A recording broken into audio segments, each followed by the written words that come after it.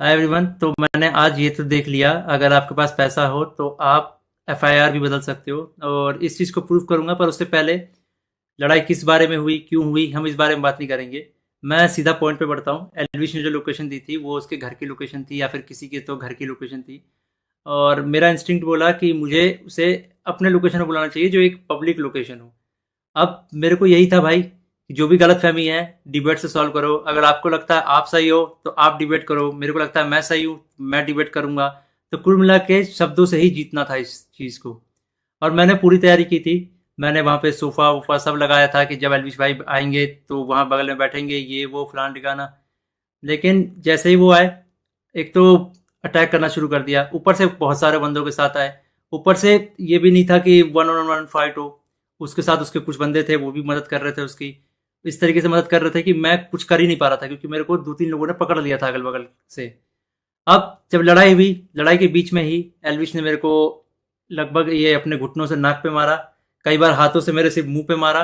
और जब मारा उसके बाद उसने बगल से एक फ़ोन भी उठाया जो दूसरे एंगल पे रिकॉर्डेड है, और फ़ोन से मेरे स्पाइन पे मारा। और आप सभी को पता है अगर स्पाइन पे गलती से भी स्पाइन टूटता है तो आप ज़िंदगी भर के लिए लावारिस हो सकते हो, अपाहिज हो सकते हो। तो उसके बावजूद उसने मारा मारा। और उसके बाद उसने क्या किया, जान से मारने की धमकी भी दे दी। अब जान से मारने की धमकी एक दो बार नहीं दी, मल्टीपल टाइम्स दी। कम से कम जितना मुझे पता है 3 बार तो दी ही थी उसने धमकी जान से मारने की। और ऑफ कैमरा भी उसने कई बार जान से मारने की धमकी दी। अब ये सब होने के बाद जब लड़ाई वड़ाई खत्म हो गई तो उसके बाद वो वापस जा रहे थे, तो वो जो बंदे लाया था उनमें से कुछ बंदे मेरे को, मतलब होता है ना एक प्यार से धमकाने वाला सीन, कि भाई सॉरी बोल दे, क्यों ले रहा है पंगे ये वो। भाई मैं तो अपने चीज़ों पे अटल था। मैंने बोला मैं सॉरी तो नहीं बोलूँगा क्योंकि मैंने गलती तो की नहीं है। उसके बाद एल्विस ने भी थोड़ा ट्राई किया था सॉरी बुलवाने के लिए, लेकिन मैंने उसको भी सॉरी नहीं बोला।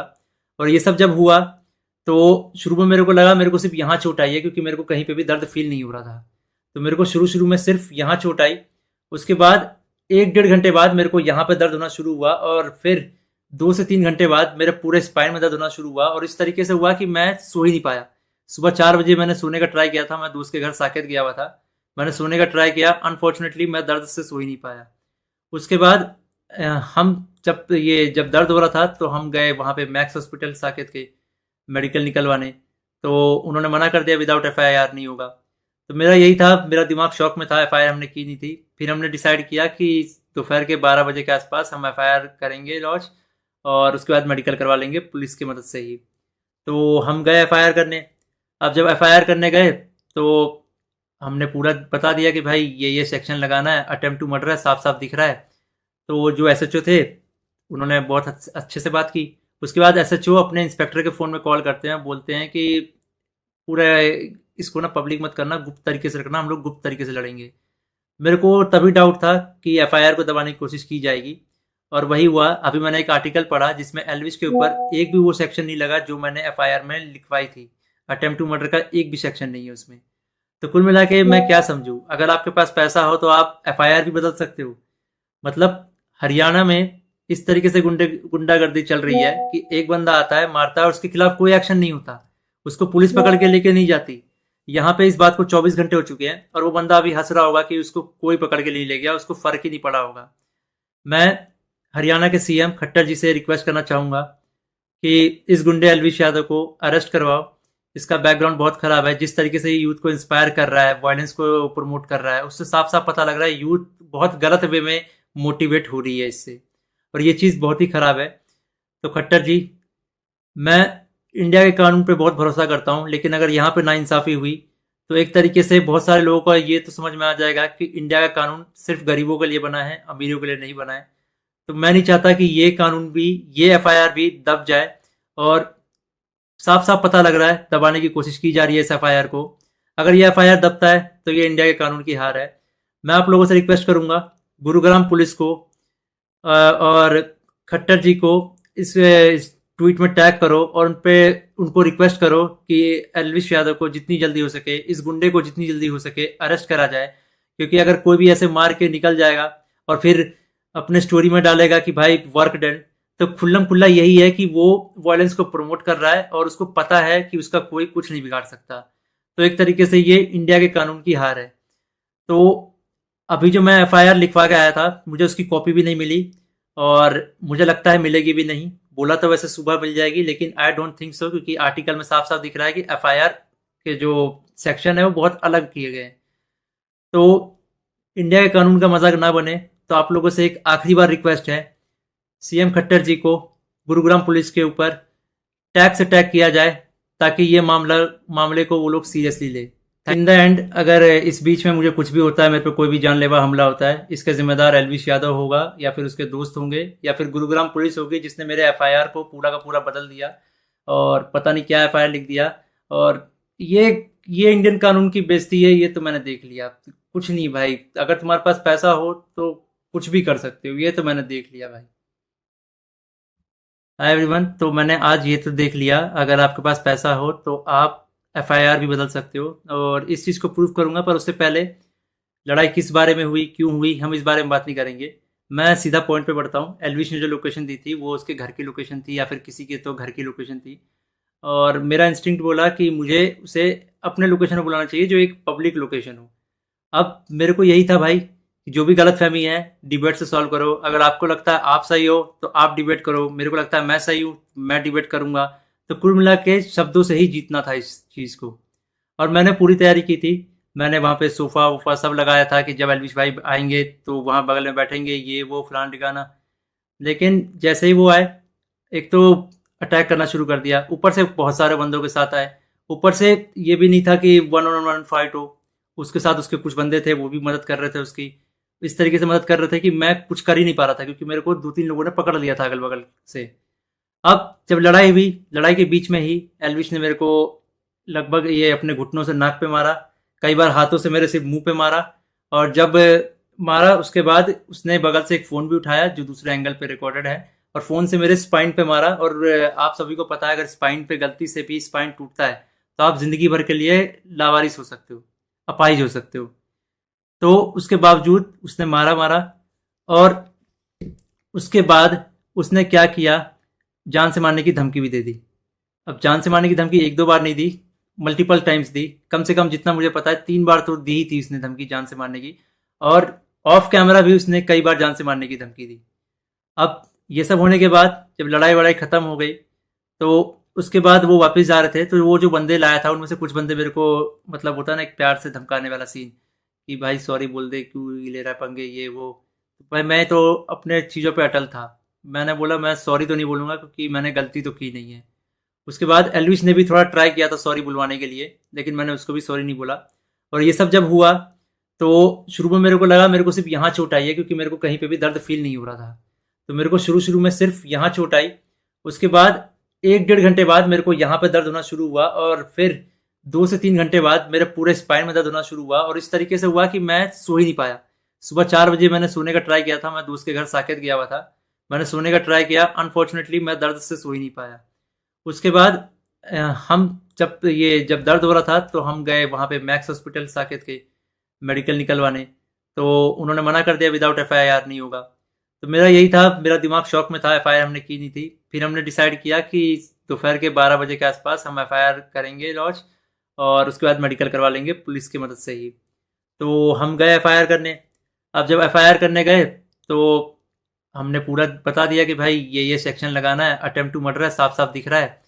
तो वो जो एसएचओ थे, उन्होंने बहुत अच्छे से बात की। उसके बाद एसएचओ अपने इंस्पेक्टर के फ़ोन में कॉल करते हैं, बोलते हैं कि पूरा इसको ना पब्लिक मत करना, गुप्त तरीके से रखना, हम लोग गुप्त तरीके से लड़ेंगे।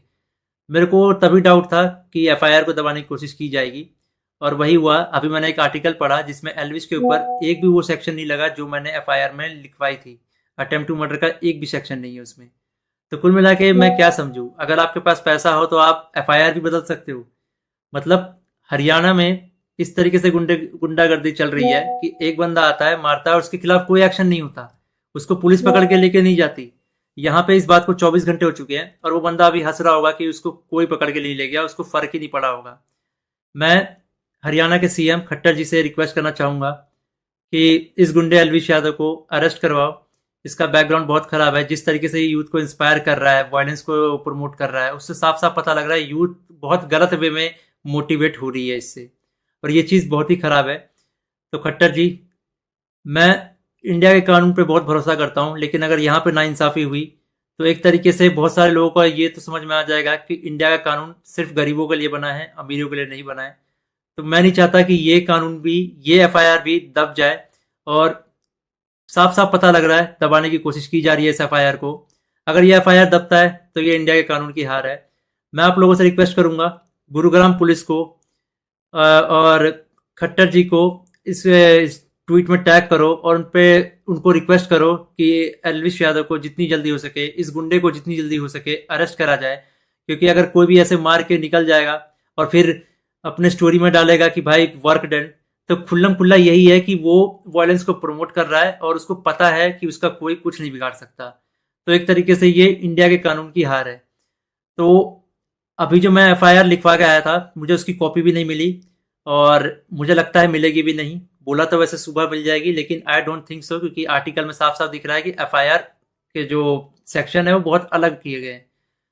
तो इंडिया के कानून का मजाक ना बने, तो आप लोगों से एक आखिरी बार रिक्वेस्ट है, सीएम खट्टर जी को गुरुग्राम पुलिस के ऊपर टैग से टैग किया जाए, ताकि ये मामले को वो लोग सीरियसली ले। इन द एंड अगर इस बीच में मुझे कुछ भी होता है, मेरे पे कोई भी जानलेवा हमला होता है, इसका जिम्मेदार एलविश यादव होगा, या फिर उसके दोस्त होंगे, या फिर गुरुग्राम पुलिस होगी जिसने मेरे एफआईआर को पूरा का पूरा बदल दिया और पता नहीं क्या एफआईआर लिख दिया।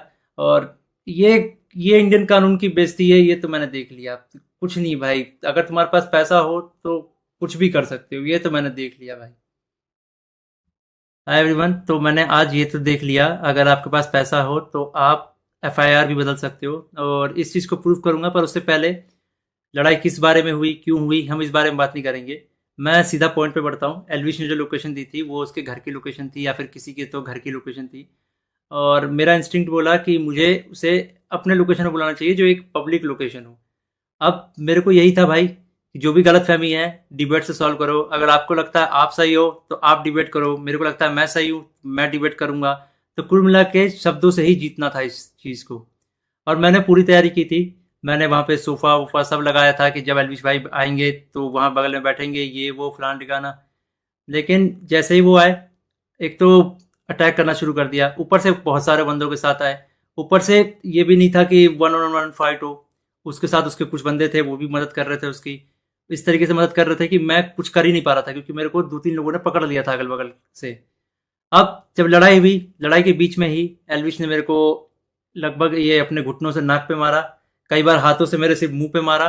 और जब मारा उसके बाद उसने बगल से एक फ़ोन भी उठाया जो दूसरे एंगल पे रिकॉर्डेड है, और फ़ोन से मेरे स्पाइन पे मारा। और आप सभी को पता है अगर स्पाइन पे गलती से भी स्पाइन टूटता है तो आप ज़िंदगी भर के लिए लावारिस हो सकते हो, अपाहिज हो सकते हो। तो उसके बावजूद उसने मारा मारा, और उसके बाद उसने क्या किया, जान से मारने की धमकी भी दे दी। अब जान से मारने की धमकी एक दो बार नहीं दी, मल्टीपल टाइम्स दी। कम से कम जितना मुझे पता है 3 बार तो दी ही थी उसने धमकी जान से मारने की, और ऑफ कैमरा भी उसने कई बार जान से मारने की धमकी दी। अब ये सब होने के बाद जब लड़ाई वड़ाई खत्म हो गई, तो उसके बाद वो वापस जा रहे थे, तो वो जो बंदे लाया था उनमें से कुछ बंदे मेरे को, मतलब होता है ना एक प्यार से धमकाने वाला सीन, कि भाई सॉरी बोल दे, क्यों ले रहा है पंगे, ये वो। भाई मैं तो अपने चीज़ों पे अटल था। मैंने बोला मैं सॉरी तो नहीं बोलूँगा, क्योंकि मैंने गलती तो की नहीं है। उसके बाद एलविश ने भी थोड़ा ट्राई किया था सॉरी बुलवाने के लिए, लेकिन मैंने उसको भी सॉरी नहीं बोला। और ये सब जब हुआ, तो शुरू में मेरे को लगा मेरे को सिर्फ यहाँ चोट आई है, क्योंकि मेरे को कहीं पे भी दर्द फील नहीं हो रहा था। तो मेरे को शुरू शुरू में सिर्फ यहाँ चोट आई। उसके बाद 1 डेढ़ घंटे बाद मेरे को यहाँ पे दर्द होना शुरू हुआ, और फिर 2 से 3 घंटे बाद मेरे पूरे स्पाइन में दर्द होना शुरू हुआ, और इस तरीके से हुआ कि मैं सो ही नहीं पाया।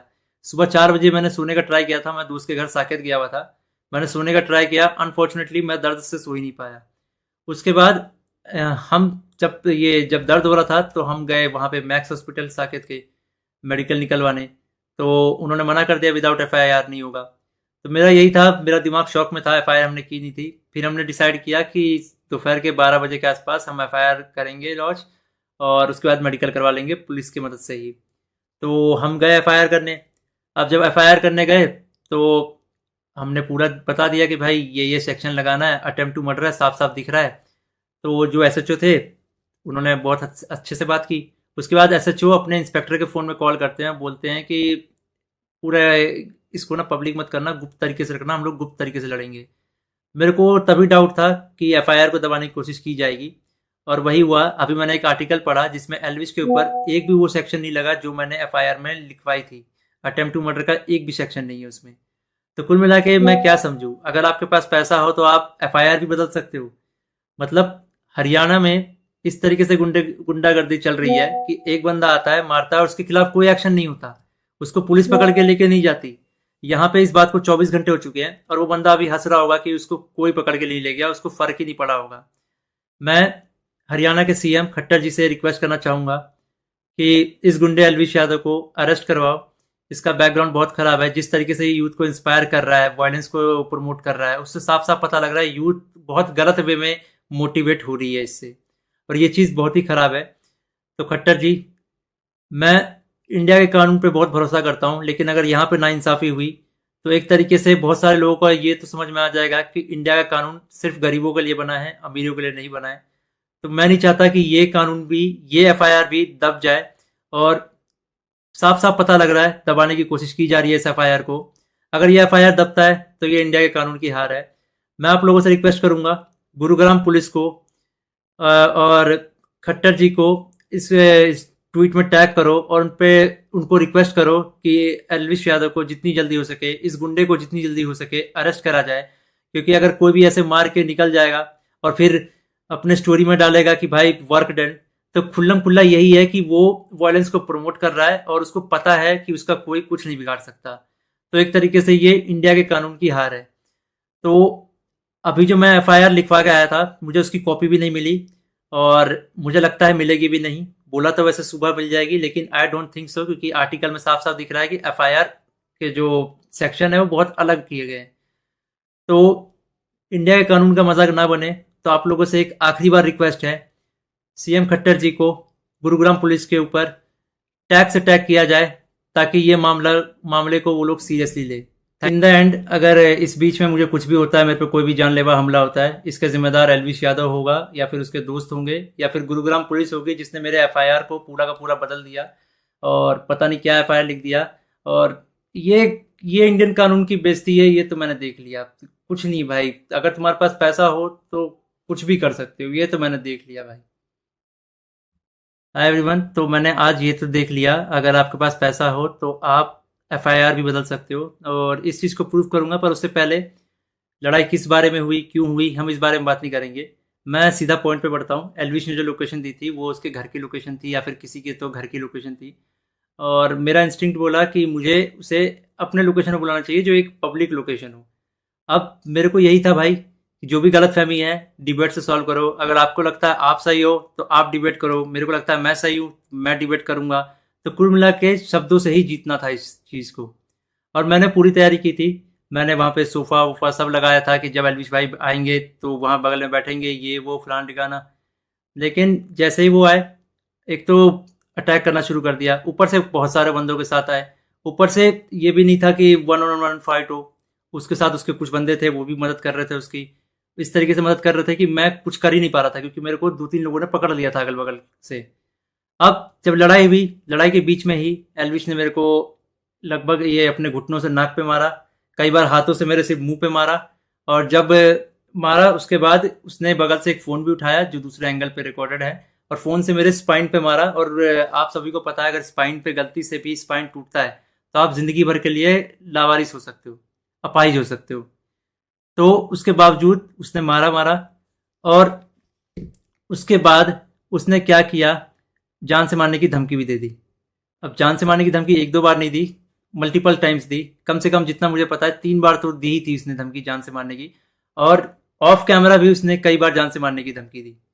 अब ये सब होने के बाद जब लड़ाई वड़ाई खत्म हो गई तो उसके बाद वो वापस जा रहे थे, तो वो जो बंदे लाया था उनमें से कुछ बंदे मेरे को, मतलब होता है ना एक प्यार से धमकाने वाला सीन, कि भाई सॉरी बोल दे, क्यों ले रहा है पंगे, ये वो। भाई मैं तो अपने चीज़ों पे अटल था। मैंने बोला मैं सॉरी तो नहीं बोलूँगा क्योंकि मैंने गलती तो की नहीं है। उसके बाद एल्विश ने भी थोड़ा ट्राई किया था सॉरी बुलवाने के लिए, लेकिन मैंने उसको भी सॉरी नहीं बोला। और ये सब जब हुआ तो शुरू में मेरे को लगा मेरे को सिर्फ यहाँ चोट आई है, क्योंकि मेरे को कहीं पे भी दर्द फील नहीं हो रहा था। तो मेरे को शुरू शुरू में सिर्फ यहाँ चोट आई। उसके बाद 1 डेढ़ घंटे बाद मेरे को यहाँ पे दर्द होना शुरू हुआ, और फिर 2 से 3 घंटे बाद मेरे पूरे स्पाइन में दर्द होना शुरू हुआ। और इस तरीके से हुआ कि मैं सो ही नहीं पाया। सुबह 4 बजे मैंने सोने का ट्राई किया था, मैं दोस्त के घर साकेत गया हुआ था। मैंने सोने का ट्राई किया, अनफॉर्चुनेटली मैं दर्द से सो ही नहीं पाया।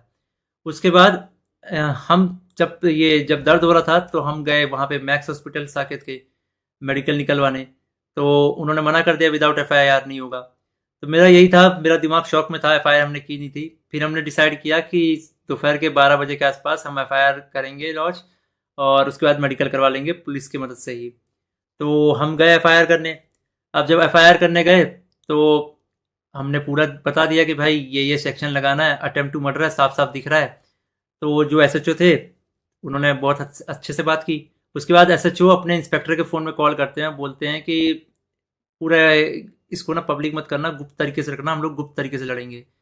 मेरे को तभी डाउट था कि एफआईआर को दबाने की कोशिश की जाएगी, और वही हुआ। अभी मैंने एक आर्टिकल पढ़ा जिसमें एल्विश के ऊपर एक भी वो सेक्शन नहीं लगा जो मैंने एफआईआर में लिखवाई थी। अटेम्प्ट टू मर्डर का एक भी सेक्शन नहीं है उसमें।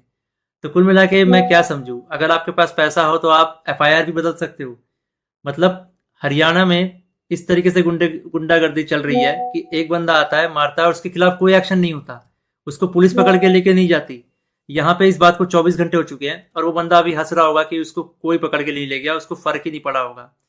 मैं हरियाणा के सीएम खट्टर जी से रिक्वेस्ट करना चाहूंगा कि इस गुंडे एलविश यादव को अरेस्ट करवाओ। इसका बैकग्राउंड बहुत खराब है, जिस तरीके से यूथ को इंस्पायर कर रहा है, वायलेंस को प्रमोट कर रहा है, उससे साफ साफ पता लग रहा है यूथ बहुत गलत वे में मोटिवेट हो रही है इससे, और ये चीज़ बहुत ही खराब है। तो खट्टर जी, मैं इंडिया के कानून पे बहुत भरोसा करता हूँ, लेकिन अगर यहाँ पे नाइंसाफ़ी हुई तो एक तरीके से बहुत सारे लोगों को ये तो समझ में आ जाएगा कि इंडिया का कानून सिर्फ गरीबों के लिए बना है, अमीरों के लिए नहीं बना है। तो मैं नहीं चाहता कि ये कानून भी, ये एफआईआर भी दब जाए, और साफ साफ पता लग रहा है दबाने की कोशिश की जा रही है इस एफआईआर को। अगर ये एफआईआर दबता है तो ये इंडिया के कानून की हार है। मैं आप लोगों से रिक्वेस्ट करूंगा, गुरुग्राम पुलिस को और खट्टर जी को इस ट्वीट में टैग करो और उनको रिक्वेस्ट करो कि एलविश यादव को जितनी जल्दी हो सके, इस गुंडे को जितनी जल्दी हो सके अरेस्ट करा जाए। क्योंकि अगर कोई भी ऐसे मार के निकल जाएगा और फिर अपने स्टोरी में डालेगा कि भाई वर्क डन, तो खुल्लम खुल्ला यही है कि वो वायलेंस को प्रमोट कर रहा है और उसको पता है कि उसका कोई कुछ नहीं बिगाड़ सकता। तो एक तरीके से ये इंडिया के कानून की हार है। तो अभी जो मैं एफआईआर लिखवा के आया था, मुझे उसकी कॉपी भी नहीं मिली, और मुझे लगता है मिलेगी भी नहीं। बोला तो वैसे सुबह मिल जाएगी, लेकिन आई डोंट थिंक सो, क्योंकि आर्टिकल में साफ साफ दिख रहा है कि एफआईआर के जो सेक्शन है वो बहुत अलग किए गए हैं। तो इंडिया के कानून का मजाक ना बने, तो आप लोगों से एक आखिरी बार रिक्वेस्ट है, सीएम खट्टर जी को गुरुग्राम पुलिस के ऊपर टैग से टैग किया जाए, ताकि ये मामले को वो लोग सीरियसली ले। इन द एंड अगर इस बीच में मुझे कुछ भी होता है, मेरे पे कोई भी जानलेवा हमला होता है, इसका जिम्मेदार एलविश यादव होगा, या फिर उसके दोस्त होंगे, या फिर गुरुग्राम पुलिस होगी जिसने मेरे एफआईआर को पूरा का पूरा बदल दिया और पता नहीं क्या एफआईआर लिख दिया। और ये ये इंडियन कानून की बेइज्जती है, ये तो मैंने देख लिया। कुछ नहीं भाई, अगर तुम्हारे पास पैसा हो तो कुछ भी कर सकते हो, ये तो मैंने देख लिया भाई। हाय एवरीवन, तो मैंने आज ये तो देख लिया, अगर आपके पास पैसा हो तो आप एफआईआर भी बदल सकते हो, और इस चीज़ को प्रूव करूंगा। पर उससे पहले लड़ाई किस बारे में हुई, क्यों हुई, हम इस बारे में बात नहीं करेंगे। मैं सीधा पॉइंट पे बढ़ता हूँ। एलविश ने जो लोकेशन दी थी वो उसके घर की लोकेशन थी, या फिर किसी के तो घर की लोकेशन थी, और मेरा इंस्टिंक्ट बोला कि मुझे उसे अपने लोकेशन में बुलाना चाहिए जो एक पब्लिक लोकेशन हो। अब मेरे को यही था भाई, जो भी गलतफहमी है डिबेट से सॉल्व करो। अगर आपको लगता है आप सही हो तो आप डिबेट करो, मेरे को लगता है मैं सही हूँ, मैं डिबेट करूंगा। तो कुल मिला के शब्दों से ही जीतना था इस चीज़ को, और मैंने पूरी तैयारी की थी। मैंने वहाँ पे सोफ़ा वोफा सब लगाया था कि जब एलविश भाई आएंगे तो वहाँ बगल में बैठेंगे, ये वो फलान ठिकाना। लेकिन जैसे ही वो आए, एक तो अटैक करना शुरू कर दिया, ऊपर से बहुत सारे बंदों के साथ आए। ऊपर से ये भी नहीं था कि वन ऑन वन फाइट हो, उसके साथ उसके कुछ बंदे थे, वो भी मदद कर रहे थे उसकी। इस तरीके से मदद कर रहे थे कि मैं कुछ कर ही नहीं पा रहा था, क्योंकि मेरे को 2-3 लोगों ने पकड़ लिया था अगल बगल से। अब जब लड़ाई हुई, लड़ाई के बीच में ही एलविश ने मेरे को लगभग ये अपने घुटनों से नाक पे मारा, कई बार हाथों से मेरे सिर्फ मुंह पे मारा, और जब मारा उसके बाद उसने बगल से एक फ़ोन भी उठाया जो दूसरे एंगल पे रिकॉर्डेड है, और फ़ोन से मेरे स्पाइन पे मारा। और आप सभी को पता है, अगर स्पाइन पे गलती से भी स्पाइन टूटता है तो आप ज़िंदगी भर के लिए लावारिस हो सकते हो, अपाहिज हो सकते हो। तो उसके बावजूद उसने मारा मारा, और उसके बाद उसने क्या किया, जान से मारने की धमकी भी दे दी। अब जान से मारने की धमकी एक दो बार नहीं दी, मल्टीपल टाइम्स दी, कम से कम जितना मुझे पता है 3 बार तो दी ही थी उसने धमकी जान से मारने की, और ऑफ कैमरा भी उसने कई बार जान से मारने की धमकी दी। अब ये सब होने के बाद जब लड़ाई वड़ाई खत्म हो गई, तो उसके बाद वो वापस जा रहे थे, तो वो जो बंदे लाया था उनमें से कुछ बंदे मेरे को, मतलब होता है ना एक प्यार से धमकाने वाला सीन, कि भाई सॉरी बोल दे, क्यों ले रहा है पंगे ये वो। भाई मैं तो अपने चीज़ों पे अटल था, मैंने बोला मैं सॉरी तो नहीं बोलूँगा क्योंकि मैंने गलती तो की नहीं है। उसके बाद एल्विश ने भी थोड़ा ट्राई किया था सॉरी बुलवाने के लिए, लेकिन मैंने उसको भी सॉरी नहीं बोला। और ये सब जब हुआ, तो शुरू में मेरे को लगा मेरे को सिर्फ यहाँ चोट आई है, क्योंकि मेरे को कहीं पे भी दर्द फील नहीं हो रहा था। तो मेरे को शुरू शुरू में सिर्फ यहाँ चोट आई। उसके बाद 1 डेढ़ घंटे बाद मेरे को यहाँ पे दर्द होना शुरू हुआ, और फिर 2 से 3 घंटे बाद मेरे पूरे स्पाइन में दर्द होना शुरू हुआ, और इस तरीके से हुआ कि मैं सो ही नहीं पाया। सुबह 4 बजे मैंने सोने का ट्राई किया था, मैं दोस्त के घर साकेत गया हुआ था, मैंने सोने का ट्राई किया, अनफॉर्चुनेटली मैं दर्द से सो ही नहीं पाया। उसके बाद हम जब दर्द हो रहा था तो हम गए वहाँ पे मैक्स हॉस्पिटल साकेत के, मेडिकल निकलवाने। तो उन्होंने मना कर दिया, विदाउट एफआईआर नहीं होगा। तो मेरा यही था, मेरा दिमाग शॉक में था, एफआईआर हमने की नहीं थी। फिर हमने डिसाइड किया कि दोपहर के 12 बजे के आसपास हम एफआईआर करेंगे लॉन्च, और उसके बाद मेडिकल करवा लेंगे पुलिस की मदद से ही। तो हम गए एफआईआर करने। अब जब एफआईआर करने गए, तो हमने पूरा बता दिया कि भाई ये सेक्शन लगाना है, अटेम्प्ट टू मर्डर है, साफ साफ दिख रहा है। तो वो जो एसएचओ थे, उन्होंने बहुत अच्छे से बात की। उसके बाद एसएचओ अपने इंस्पेक्टर के फ़ोन में कॉल करते हैं, बोलते हैं कि पूरा इसको ना पब्लिक मत करना, गुप्त तरीके से रखना, हम लोग गुप्त तरीके से लड़ेंगे। मेरे को तभी डाउट था कि एफआईआर को दबाने की कोशिश की जाएगी, और वही हुआ। अभी मैंने एक आर्टिकल पढ़ा जिसमें एल्विश के ऊपर एक भी वो सेक्शन नहीं लगा जो मैंने एफआईआर में लिखवाई थी। अटेम्प्ट टू मर्डर का एक भी सेक्शन नहीं है उसमें। तो कुल मिला के मैं क्या समझूं, अगर आपके पास पैसा हो तो आप एफआईआर भी बदल सकते हो। मतलब हरियाणा में इस तरीके से गुंडागर्दी चल रही है कि एक बंदा आता है, मारता है, और उसके खिलाफ कोई एक्शन नहीं होता, उसको पुलिस पकड़ के लेके नहीं जाती। यहाँ पे इस बात को 24 घंटे हो चुके हैं, और वो बंदा अभी हंस रहा होगा कि उसको कोई पकड़ के नहीं ले गया, उसको फर्क ही नहीं पड़ा होगा। मैं हरियाणा के सीएम खट्टर जी से रिक्वेस्ट करना चाहूंगा कि इस गुंडे एलविश यादव को अरेस्ट करवाओ। इसका बैकग्राउंड बहुत खराब है, जिस तरीके से ये यूथ को इंस्पायर कर रहा है, वायलेंस को प्रमोट कर रहा है, उससे साफ साफ पता लग रहा है यूथ बहुत गलत वे में मोटिवेट हो रही है इससे, और ये चीज़ बहुत ही खराब है। तो खट्टर जी, मैं इंडिया के कानून पे बहुत भरोसा करता हूँ, लेकिन अगर यहाँ पे नाइंसाफ़ी हुई तो एक तरीके से बहुत सारे लोगों को ये तो समझ में आ जाएगा कि इंडिया का कानून सिर्फ गरीबों के लिए बना है, अमीरों के लिए नहीं बना है। तो मैं नहीं चाहता कि ये कानून भी, ये एफआईआर भी दब जाए, और साफ साफ पता लग रहा है दबाने की कोशिश की जा रही है इस एफआईआर को। अगर ये एफआईआर दबता है तो ये इंडिया के कानून की हार है। मैं आप लोगों से रिक्वेस्ट करूंगा, गुरुग्राम पुलिस को और खट्टर जी को इस ट्वीट में टैग करो, और उनको रिक्वेस्ट करो कि एल्विश यादव को जितनी जल्दी हो सके, इस गुंडे को जितनी जल्दी हो सके अरेस्ट करा जाए। क्योंकि अगर कोई भी ऐसे मार के निकल जाएगा और फिर अपने स्टोरी में डालेगा कि भाई वर्क डन, तो खुल्लम खुल्ला यही है कि वो वायलेंस को प्रमोट कर रहा है, और उसको पता है कि उसका कोई कुछ नहीं बिगाड़ सकता। तो एक तरीके से ये इंडिया के कानून की हार है। तो अभी जो मैं एफआईआर लिखवा के आया था, मुझे उसकी कॉपी भी नहीं मिली, और मुझे लगता है मिलेगी भी नहीं। बोला तो वैसे सुबह मिल जाएगी, लेकिन आई डोंट थिंक सो, क्योंकि आर्टिकल में साफ साफ दिख रहा है कि एफआईआर के जो सेक्शन है वो बहुत अलग किए गए हैं। तो इंडिया के कानून का मजाक ना बने, तो आप लोगों से एक आखिरी बार रिक्वेस्ट है, सीएम खट्टर जी को गुरुग्राम पुलिस के ऊपर टैग से टैग किया जाए, ताकि ये मामले को वो लोग सीरियसली ले। इन द एंड, अगर इस बीच में मुझे कुछ भी होता है, मेरे पे कोई भी जानलेवा हमला होता है, इसका जिम्मेदार एल्विश यादव होगा, या फिर उसके दोस्त होंगे, या फिर गुरुग्राम पुलिस होगी जिसने मेरे एफआईआर को पूरा का पूरा बदल दिया, और पता नहीं क्या एफआईआर लिख दिया। और ये ये इंडियन कानून की बेइज्जती है, ये तो मैंने देख लिया। कुछ नहीं भाई, अगर तुम्हारे पास पैसा हो तो कुछ भी कर सकते हो, ये तो मैंने देख लिया भाई। हाय एवरीवन, तो मैंने आज ये तो देख लिया, अगर आपके पास पैसा हो तो आप एफआईआर भी बदल सकते हो, और इस चीज़ को प्रूव करूंगा। पर उससे पहले लड़ाई किस बारे में हुई, क्यों हुई, हम इस बारे में बात नहीं करेंगे। मैं सीधा पॉइंट पे बढ़ता हूँ। एल्विश ने जो लोकेशन दी थी वो उसके घर की लोकेशन थी, या फिर किसी के तो घर की लोकेशन थी, और मेरा इंस्टिंक्ट बोला कि मुझे उसे अपने लोकेशन पर बुलाना चाहिए जो एक पब्लिक लोकेशन हो। अब मेरे को यही था भाई, कि जो भी गलत फहमी है डिबेट से सॉल्व करो। अगर आपको लगता है आप सही हो तो आप डिबेट करो, मेरे को लगता है मैं सही हूँ, मैं डिबेट करूंगा। तो कुल मिला के शब्दों से ही जीतना था इस चीज़ को, और मैंने पूरी तैयारी की थी।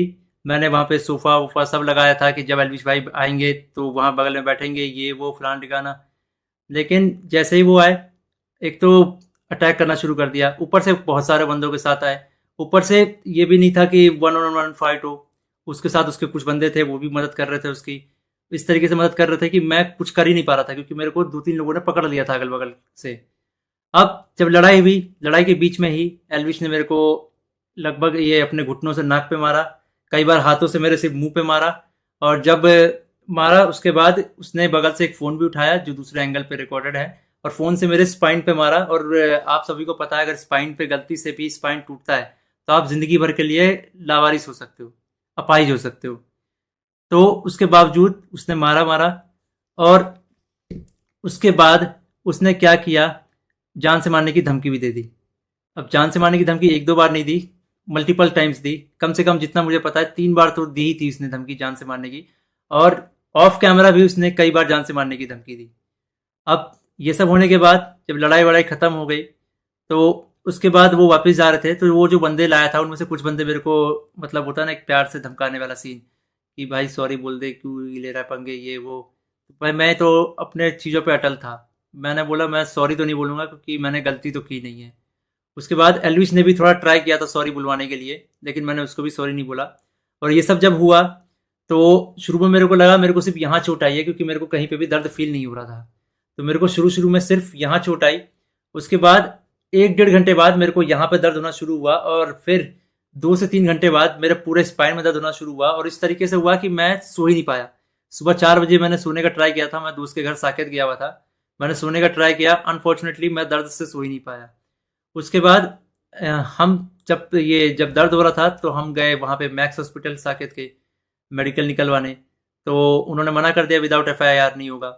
तो मेरा यही था, मेरा दिमाग शॉक में था, एफआईआर हमने की नहीं थी। फिर हमने डिसाइड किया कि दोपहर के 12 बजे के आसपास हम एफआईआर करेंगे लॉन्च, और उसके बाद मेडिकल करवा लेंगे पुलिस की मदद से ही। तो हम गए एफआईआर करने। अब जब एफआईआर करने गए, तो हमने पूरा बता दिया कि भाई ये सेक्शन लगाना है, अटेम्प्ट टू मर्डर है, साफ साफ दिख रहा है। तो वो जो एसएचओ थे उन्होंने बहुत अच्छे से बात की। उसके बाद एसएचओ अपने इंस्पेक्टर के फ़ोन में कॉल करते हैं, बोलते हैं कि पूरा इसको ना पब्लिक मत करना, गुप्त तरीके से रखना, हम लोग गुप्त तरीके से लड़ेंगे। मेरे को तभी डाउट था कि एफआईआर को दबाने की कोशिश की जाएगी, और वही हुआ। अभी मैंने एक आर्टिकल पढ़ा जिसमें एल्विश के ऊपर एक भी वो सेक्शन नहीं लगा जो मैंने एफआईआर में लिखवाई थी। अटेम्प्ट टू मर्डर का एक भी सेक्शन नहीं है उसमें। तो कुल मिला के मैं क्या समझूं, अगर आपके पास पैसा हो तो आप एफआईआर भी बदल सकते हो। मतलब हरियाणा में इस तरीके से गुंडागर्दी चल रही है कि एक बंदा आता है, मारता है, और उसके खिलाफ कोई एक्शन नहीं होता, उसको पुलिस पकड़ के लेके नहीं जाती। यहाँ पे इस बात को 24 घंटे हो चुके हैं, और वो बंदा अभी हंस रहा होगा कि उसको कोई पकड़ के नहीं ले गया, उसको फर्क ही नहीं पड़ा होगा।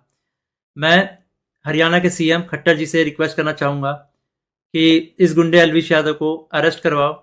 इसका बैकग्राउंड बहुत खराब है, जिस तरीके से ये यूथ को इंस्पायर कर रहा है, वायलेंस को प्रमोट कर रहा है, उससे साफ साफ पता लग रहा है यूथ बहुत गलत वे में मोटिवेट हो रही है इससे, और ये चीज़ बहुत ही खराब है। तो खट्टर जी, मैं इंडिया के कानून पे बहुत भरोसा करता हूँ, लेकिन अगर यहाँ पे नाइंसाफ़ी हुई तो एक तरीके से बहुत सारे लोगों को ये तो समझ में आ जाएगा कि इंडिया का कानून सिर्फ गरीबों के लिए बना है, अमीरों के लिए नहीं बना है। तो मैं नहीं चाहता कि ये कानून भी, ये एफआईआर भी दब जाए। और साफ साफ पता लग रहा है दबाने की कोशिश की जा रही है इस एफआईआर को। अगर ये एफआईआर दबता है तो ये इंडिया के कानून की हार है। मैं आप लोगों से रिक्वेस्ट करूंगा, गुरुग्राम पुलिस को और खट्टर जी को इस ट्वीट में टैग करो, और उन पे उनको रिक्वेस्ट करो कि एल्विश यादव को जितनी जल्दी हो सके, इस गुंडे को जितनी जल्दी हो सके अरेस्ट करा जाए। क्योंकि अगर कोई भी ऐसे मार के निकल जाएगा और फिर अपने स्टोरी में डालेगा कि भाई वर्क डन, तो खुल्लम खुल्ला यही है कि वो वायलेंस को प्रमोट कर रहा है, और उसको पता है कि उसका कोई कुछ नहीं बिगाड़ सकता। तो एक तरीके से ये इंडिया के कानून की हार है। तो अभी जो मैं एफआईआर लिखवा के आया था, मुझे उसकी कॉपी भी नहीं मिली, और मुझे लगता है मिलेगी भी नहीं। बोला तो वैसे सुबह मिल जाएगी, लेकिन आई डोंट थिंक सो, क्योंकि आर्टिकल में साफ साफ दिख रहा है कि एफआईआर के जो सेक्शन है वो बहुत अलग किए गए हैं। तो इंडिया के कानून का मजाक ना बने, तो आप लोगों से एक आखिरी बार रिक्वेस्ट है, सीएम खट्टर जी को गुरुग्राम पुलिस के ऊपर टैग से टैग किया जाए, ताकि ये मामले को वो लोग सीरियसली ले। इन द एंड अगर इस बीच में मुझे कुछ भी होता है, मेरे पे कोई भी जानलेवा हमला होता है, इसका जिम्मेदार एल्विश यादव होगा, या फिर उसके दोस्त होंगे, या फिर गुरुग्राम पुलिस होगी जिसने मेरे एफआईआर को पूरा का पूरा बदल दिया, और पता नहीं क्या एफआईआर लिख दिया। और ये इंडियन कानून की बेइज्जती है, ये तो मैंने देख लिया। कुछ नहीं भाई, अगर तुम्हारे पास पैसा हो तो कुछ भी कर सकते हो, ये तो मैंने देख लिया भाई। हाय एवरीवन, तो मैंने आज ये तो देख लिया, अगर आपके पास पैसा हो तो आप एफआईआर भी बदल सकते हो, और इस चीज़ को प्रूव करूंगा। पर उससे पहले लड़ाई किस बारे में हुई, क्यों हुई, हम इस बारे में बात नहीं करेंगे। मैं सीधा पॉइंट पे बढ़ता हूँ। एलविश ने जो लोकेशन दी थी वो उसके घर की लोकेशन थी, या फिर किसी के तो घर की लोकेशन थी, और मेरा इंस्टिंक्ट बोला कि मुझे उसे अपने लोकेशन में बुलाना चाहिए जो एक पब्लिक लोकेशन हो। अब मेरे को यही था भाई कि जो भी गलतफहमी है डिबेट से सॉल्व करो। अगर आपको लगता है आप सही हो तो आप डिबेट करो, मेरे को लगता है मैं सही हूँ, मैं डिबेट करूंगा। तो कुल मिला के शब्दों से ही जीतना था इस चीज़ को। और मैंने पूरी तैयारी की थी। मैंने वहाँ पे सोफ़ा वोफ़ा सब लगाया था कि जब एलविश भाई आएंगे तो वहाँ बगल में बैठेंगे, ये वो फलाना ठिकाना। लेकिन जैसे ही वो आए, एक तो अटैक करना शुरू कर दिया, ऊपर से बहुत सारे बंदों के साथ आए। ऊपर से ये भी नहीं था कि वन ऑन वन फाइट हो, उसके साथ उसके कुछ बंदे थे वो भी मदद कर रहे थे उसकी। इस तरीके से मदद कर रहे थे कि मैं कुछ कर ही नहीं पा रहा था, क्योंकि मेरे को दो तीन लोगों ने पकड़ लिया था अगल बगल से। अब जब लड़ाई हुई, लड़ाई के बीच में ही एलविश ने मेरे को लगभग ये अपने घुटनों से नाक पे मारा, कई बार हाथों से मेरे सिर्फ मुंह पे मारा। और जब मारा उसके बाद उसने बगल से एक फ़ोन भी उठाया जो दूसरे एंगल पे रिकॉर्डेड है, और फ़ोन से मेरे स्पाइन पे मारा। और आप सभी को पता है अगर स्पाइन पे गलती से भी स्पाइन टूटता है तो आप ज़िंदगी भर के लिए लावारिस हो सकते हो, अपाहिज हो सकते हो। तो उसके बावजूद उसने मारा मारा, और उसके बाद उसने क्या किया, जान से मारने की धमकी भी दे दी। अब जान से मारने की धमकी एक दो बार नहीं दी, मल्टीपल टाइम्स दी। कम से कम जितना मुझे पता है 3 बार तो दी ही थी उसने धमकी जान से मारने की। और ऑफ कैमरा भी उसने कई बार जान से मारने की धमकी दी। अब ये सब होने के बाद जब लड़ाई वड़ाई खत्म हो गई, तो उसके बाद वो वापस जा रहे थे, तो वो जो बंदे लाया था उनमें से कुछ बंदे मेरे को, मतलब होता है ना एक प्यार से धमकाने वाला सीन, कि भाई सॉरी बोल दे, क्यों ले रहा है पंगे, ये वो। भाई मैं तो अपने चीज़ों पे अटल था। मैंने बोला मैं सॉरी तो नहीं बोलूँगा, क्योंकि मैंने गलती तो की नहीं है।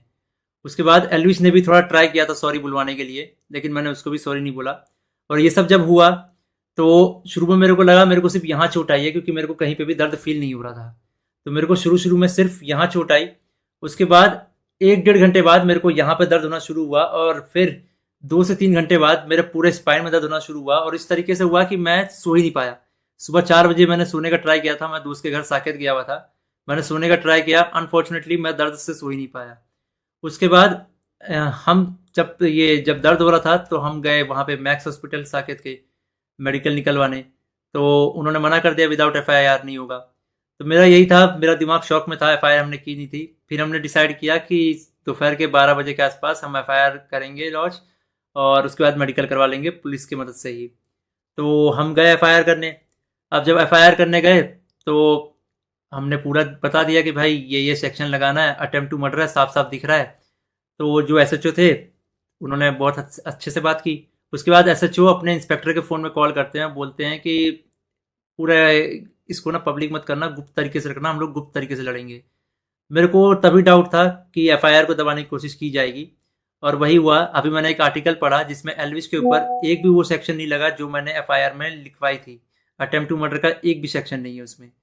तो कुल मिला के मैं क्या समझूं, अगर आपके पास पैसा हो तो आप एफआईआर भी बदल सकते हो। मतलब हरियाणा में इस तरीके से गुंडागर्दी चल रही है कि एक बंदा आता है मारता है और उसके खिलाफ कोई एक्शन नहीं होता, उसको पुलिस पकड़ के लेके नहीं जाती। यहाँ पे इस बात को 24 घंटे हो चुके हैं, और वो बंदा अभी हंस रहा होगा कि उसको कोई पकड़ के नहीं ले गया, उसको फर्क ही नहीं पड़ा होगा। मैं हरियाणा के सीएम खट्टर जी से रिक्वेस्ट करना चाहूंगा कि इस गुंडे एलविश यादव को अरेस्ट करवाओ। इसका बैकग्राउंड बहुत खराब है, जिस तरीके से यूथ को इंस्पायर कर रहा है, वायलेंस को प्रमोट कर रहा है, उससे साफ साफ पता लग रहा है यूथ बहुत गलत वे में मोटिवेट हो रही है इससे, और ये चीज़ बहुत ही खराब है। तो खट्टर जी, मैं इंडिया के कानून पे बहुत भरोसा करता हूँ, लेकिन अगर यहाँ पे नाइंसाफ़ी हुई तो एक तरीके से बहुत सारे लोगों को ये तो समझ में आ जाएगा कि इंडिया का कानून सिर्फ गरीबों के लिए बना है, अमीरों के लिए नहीं बना है। तो मैं नहीं चाहता कि ये कानून भी, ये एफआईआर भी दब जाए। और साफ साफ पता लग रहा है दबाने की कोशिश की जा रही है इस एफआईआर को। अगर ये एफआईआर दबता है तो ये इंडिया के कानून की हार है।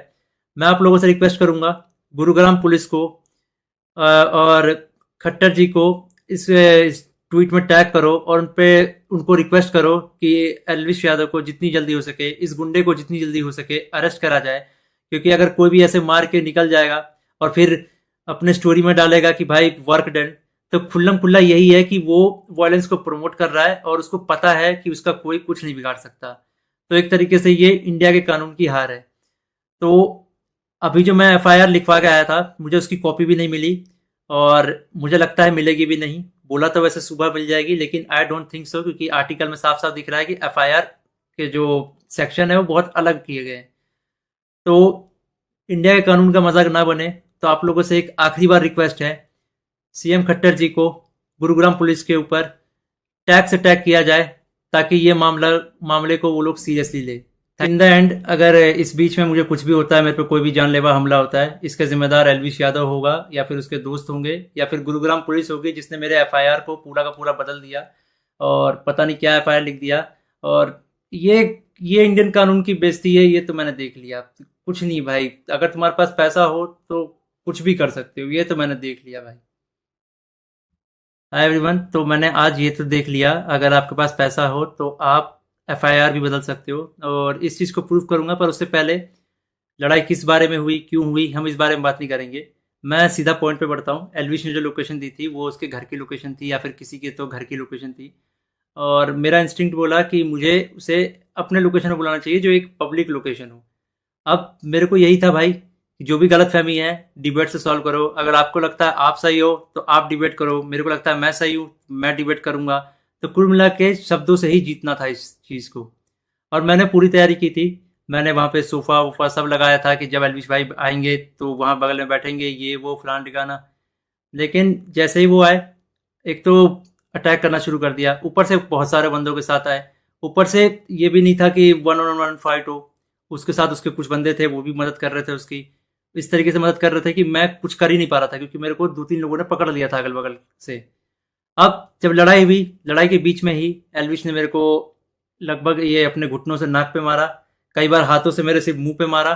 और जब मारा उसके बाद उसने बगल से एक फ़ोन भी उठाया जो दूसरे एंगल पे रिकॉर्डेड है, और फ़ोन से मेरे स्पाइन पे मारा। और आप सभी को पता है, अगर स्पाइन पे गलती से भी स्पाइन टूटता है तो आप ज़िंदगी भर के लिए लावारिस हो सकते हो, अपाहिज हो सकते हो।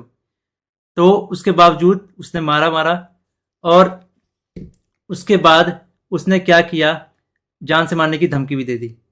अब जान से मारने की धमकी एक दो बार नहीं दी, मल्टीपल टाइम्स दी। कम से कम जितना मुझे पता है 3 बार तो दी ही थी उसने धमकी जान से मारने की, और ऑफ कैमरा भी उसने कई बार जान से मारने की धमकी दी। अब ये सब होने के बाद जब लड़ाई वड़ाई खत्म हो गई, तो उसके बाद वो वापस जा रहे थे, तो वो जो बंदे लाया था उनमें से कुछ बंदे मेरे को, मतलब होता है ना एक प्यार से धमकाने वाला सीन, कि भाई सॉरी बोल दे, क्यों ले रहा है पंगे, ये वो। भाई मैं तो अपने चीज़ों पे अटल था। मैंने बोला मैं सॉरी तो नहीं बोलूँगा, क्योंकि मैंने गलती तो की नहीं है। उसके बाद एलविश ने भी थोड़ा ट्राई किया था सॉरी बुलवाने के लिए, लेकिन मैंने उसको भी सॉरी नहीं बोला। और ये सब जब हुआ, तो शुरू में मेरे को लगा मेरे को सिर्फ यहाँ चोट आई है, क्योंकि मेरे को कहीं पे भी दर्द फील नहीं हो रहा था। तो मेरे को शुरू शुरू में सिर्फ यहाँ चोट आई। उसके बाद 1 डेढ़ घंटे बाद मेरे को यहाँ पे दर्द होना शुरू हुआ, और फिर 2 से 3 घंटे बाद मेरे पूरे स्पाइन में दर्द होना शुरू हुआ। और इस तरीके से हुआ कि मैं सो ही नहीं पाया। सुबह 4 बजे मैंने सोने का ट्राई किया था, मैं दोस्त के घर साकेत गया हुआ था, मैंने सोने का ट्राई किया, अनफॉर्चुनेटली मैं दर्द से सो ही नहीं पाया। उसके बाद हम जब दर्द हो रहा था तो हम गए वहाँ पे मैक्स हॉस्पिटल साकेत के, मेडिकल निकलवाने। तो उन्होंने मना कर दिया, विदाउट एफआईआर नहीं होगा। तो मेरा यही था, मेरा दिमाग शॉक में था, एफआईआर हमने की नहीं थी। फिर हमने डिसाइड किया कि दोपहर के 12 बजे के आसपास हम एफआईआर करेंगे लॉन्च, और उसके बाद मेडिकल करवा लेंगे पुलिस की मदद से ही। तो हम गए एफआईआर करने। अब जब एफआईआर करने गए, तो हमने पूरा बता दिया कि भाई ये सेक्शन लगाना है, अटेम्प्ट टू मर्डर है, साफ साफ दिख रहा है। तो जो एसएचओ थे उन्होंने बहुत अच्छे से बात की। उसके बाद एसएचओ अपने इंस्पेक्टर के फ़ोन में कॉल करते हैं, बोलते हैं कि पूरा इसको ना पब्लिक मत करना, गुप्त तरीके से रखना, हम लोग गुप्त तरीके से लड़ेंगे। मेरे को तभी डाउट था कि एफआईआर को दबाने की कोशिश की जाएगी, और वही हुआ। अभी मैंने एक आर्टिकल पढ़ा जिसमें एलविश के ऊपर एक भी वो सेक्शन नहीं लगा जो मैंने एफआईआर में लिखवाई थी। अटेम्प्ट टू मर्डर का एक भी सेक्शन नहीं है उसमें। तो कुल मिला के मैं क्या समझूं, अगर आपके पास पैसा हो तो आप एफआईआर भी बदल सकते हो। मतलब हरियाणा में इस तरीके से गुंडागर्दी चल रही है कि एक बंदा आता है, मारता है, और उसके खिलाफ कोई एक्शन नहीं होता, उसको पुलिस पकड़ के लेके नहीं जाती। यहाँ पे इस बात को 24 घंटे हो चुके हैं, और वो बंदा अभी हंस रहा होगा कि उसको कोई पकड़ के नहीं ले गया, उसको फर्क ही नहीं पड़ा होगा। मैं हरियाणा के सीएम खट्टर जी से रिक्वेस्ट करना चाहूंगा कि इस गुंडे एलविश यादव को अरेस्ट करवाओ, इसका बैकग्राउंड बहुत खराब है। जिस तरीके से ये यूथ को इंस्पायर कर रहा है, वायलेंस को प्रमोट कर रहा है, उससे साफ साफ पता लग रहा है यूथ बहुत गलत वे में मोटिवेट हो रही है इससे, और ये चीज़ बहुत ही खराब है। तो खट्टर जी, मैं इंडिया के कानून पे बहुत भरोसा करता हूँ, लेकिन अगर यहाँ पे नाइंसाफ़ी हुई तो एक तरीके से बहुत सारे लोगों को ये तो समझ में आ जाएगा कि इंडिया का कानून सिर्फ गरीबों के लिए बना है, अमीरों के लिए नहीं बना है। तो मैं नहीं चाहता कि ये कानून भी, ये एफआईआर भी दब जाए, और साफ साफ पता लग रहा है दबाने की कोशिश की जा रही है इस एफआईआर को। अगर ये एफआईआर दबता है तो ये इंडिया के कानून की हार है। मैं आप लोगों से रिक्वेस्ट करूंगा, गुरुग्राम पुलिस को और खट्टर जी को इस ट्वीट में टैग करो, और उनको रिक्वेस्ट करो कि एलविश यादव को जितनी जल्दी हो सके, इस गुंडे को जितनी जल्दी हो सके अरेस्ट करा जाए। क्योंकि अगर कोई भी ऐसे मार के निकल जाएगा और फिर अपने स्टोरी में डालेगा कि भाई वर्क डन, तो खुल्लम खुल्ला यही है कि वो वायलेंस को प्रमोट कर रहा है और उसको पता है कि उसका कोई कुछ नहीं बिगाड़ सकता। तो एक तरीके से ये इंडिया के कानून की हार है। तो अभी जो मैं एफआईआर लिखवा के आया था, मुझे उसकी कॉपी भी नहीं मिली, और मुझे लगता है मिलेगी भी नहीं। बोला तो वैसे सुबह मिल जाएगी, लेकिन आई डोंट थिंक सो, क्योंकि आर्टिकल में साफ साफ दिख रहा है कि एफआईआर के जो सेक्शन है वो बहुत अलग किए गए हैं। तो इंडिया के कानून का मजाक ना बने, तो आप लोगों से एक आखिरी बार रिक्वेस्ट है, सीएम खट्टर जी को गुरुग्राम पुलिस के ऊपर टैग से टैग किया जाए, ताकि ये मामले को वो लोग सीरियसली ले। इन द एंड, अगर इस बीच में मुझे कुछ भी होता है, मेरे पे कोई भी जानलेवा हमला होता है, इसका जिम्मेदार एलविश यादव होगा, या फिर उसके दोस्त होंगे, या फिर गुरुग्राम पुलिस होगी जिसने मेरे एफआईआर को पूरा का पूरा बदल दिया और पता नहीं क्या एफआईआर लिख दिया। और ये ये इंडियन कानून की बेइज्जती है, ये तो मैंने देख लिया। कुछ नहीं भाई, अगर तुम्हारे पास पैसा हो तो कुछ भी कर सकते हो, ये तो मैंने देख लिया भाई। हाय एवरीवन, तो मैंने आज ये तो देख लिया, अगर आपके पास पैसा हो तो आप एफआईआर भी बदल सकते हो, और इस चीज़ को प्रूव करूंगा। पर उससे पहले लड़ाई किस बारे में हुई, क्यों हुई, हम इस बारे में बात नहीं करेंगे। मैं सीधा पॉइंट पे बढ़ता हूँ। एलविश ने जो लोकेशन दी थी वो उसके घर की लोकेशन थी, या फिर किसी के तो घर की लोकेशन थी, और मेरा इंस्टिंक्ट बोला कि मुझे उसे अपने लोकेशन में बुलाना चाहिए जो एक पब्लिक लोकेशन हो। अब मेरे को यही था भाई कि जो भी गलतफहमी है डिबेट से सॉल्व करो। अगर आपको लगता है आप सही हो तो आप डिबेट करो, मेरे को लगता है मैं सही हूँ, मैं डिबेट करूंगा। तो कुल मिला के शब्दों से ही जीतना था इस चीज़ को, और मैंने पूरी तैयारी की थी। मैंने वहाँ पे सोफ़ा वोफ़ा सब लगाया था कि जब एलविश भाई आएंगे तो वहाँ बगल में बैठेंगे, ये वो फलान ठिकाना। लेकिन जैसे ही वो आए, एक तो अटैक करना शुरू कर दिया, ऊपर से बहुत सारे बंदों के साथ आए। ऊपर से ये भी नहीं था कि वन ऑन वन फाइट हो, उसके साथ उसके कुछ बंदे थे, वो भी मदद कर रहे थे उसकी। इस तरीके से मदद कर रहे थे कि मैं कुछ कर ही नहीं पा रहा था, क्योंकि मेरे को दो तीन लोगों ने पकड़ लिया था अगल बगल से। अब जब लड़ाई हुई, लड़ाई के बीच में ही एलविश ने मेरे को लगभग ये अपने घुटनों से नाक पे मारा, कई बार हाथों से मेरे सिर्फ मुंह पे मारा। और जब मारा उसके बाद उसने बगल से एक फ़ोन भी उठाया जो दूसरे एंगल पे रिकॉर्डेड है, और फ़ोन से मेरे स्पाइन पे मारा। और आप सभी को पता है अगर स्पाइन पे गलती से भी स्पाइन टूटता है तो आप ज़िंदगी भर के लिए लावारिस हो सकते हो, अपाहिज हो सकते हो। तो उसके बावजूद उसने मारा मारा, और उसके बाद उसने क्या किया, जान से मारने की धमकी भी दे दी। अब जान से मारने की धमकी एक दो बार नहीं दी, मल्टीपल टाइम्स दी। कम से कम जितना मुझे पता है 3 बार तो दी ही थी उसने धमकी जान से मारने की, और ऑफ कैमरा भी उसने कई बार जान से मारने की धमकी दी। अब ये सब होने के बाद जब लड़ाई वड़ाई खत्म हो गई, तो उसके बाद वो वापस जा रहे थे, तो वो जो बंदे लाया था उनमें से कुछ बंदे मेरे को, मतलब होता है ना एक प्यार से धमकाने वाला सीन, कि भाई सॉरी बोल दे, क्यों ले रहा है पंगे, ये वो। भाई मैं तो अपने चीज़ों पे अटल था। मैंने बोला मैं सॉरी तो नहीं बोलूँगा, क्योंकि मैंने गलती तो की नहीं है। उसके बाद एल्विश ने भी थोड़ा ट्राई किया था सॉरी बुलवाने के लिए, लेकिन मैंने उसको भी सॉरी नहीं बोला। और ये सब जब हुआ तो शुरू में मेरे को लगा मेरे को सिर्फ यहाँ चोट आई है, क्योंकि मेरे को कहीं पे भी दर्द फील नहीं हो रहा था। तो मेरे को शुरू शुरू में सिर्फ यहाँ चोट आई। उसके बाद 1 डेढ़ घंटे बाद मेरे को यहाँ पे दर्द होना शुरू हुआ, और फिर 2 से 3 घंटे बाद मेरे पूरे स्पाइन में दर्द होना शुरू हुआ। और इस तरीके से हुआ कि मैं सो ही नहीं पाया। सुबह 4 बजे मैंने सोने का ट्राई किया था, मैं दोस्त के घर साकेत गया हुआ था, मैंने सोने का ट्राई किया, अनफॉर्चुनेटली मैं दर्द से सो ही नहीं पाया। उसके बाद हम जब दर्द हो रहा था तो हम गए वहाँ पे मैक्स हॉस्पिटल साकेत के, मेडिकल निकलवाने। तो उन्होंने मना कर दिया, विदाउट एफआईआर नहीं होगा। तो मेरा यही था, मेरा दिमाग शॉक में था, एफआईआर हमने की नहीं थी। फिर हमने डिसाइड किया कि दोपहर के 12 बजे के आसपास हम एफआईआर करेंगे लॉन्च, और उसके बाद मेडिकल करवा लेंगे पुलिस की मदद से ही।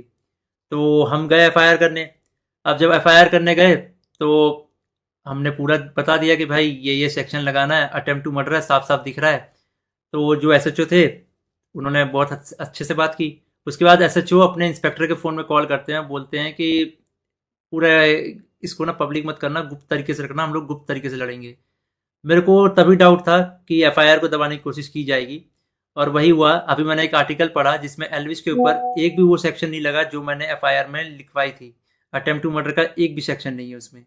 तो कुल मिला के मैं क्या समझूं, अगर आपके पास पैसा हो तो आप एफआईआर भी बदल सकते हो। मतलब हरियाणा में इस तरीके से गुंडागर्दी चल रही है कि एक बंदा आता है, मारता है और उसके खिलाफ कोई एक्शन नहीं होता, उसको पुलिस पकड़ के लेके नहीं जाती। यहाँ पे इस बात को 24 घंटे हो चुके हैं और वो बंदा अभी हंस रहा होगा कि उसको कोई पकड़ के नहीं ले गया, उसको फर्क ही नहीं पड़ा होगा।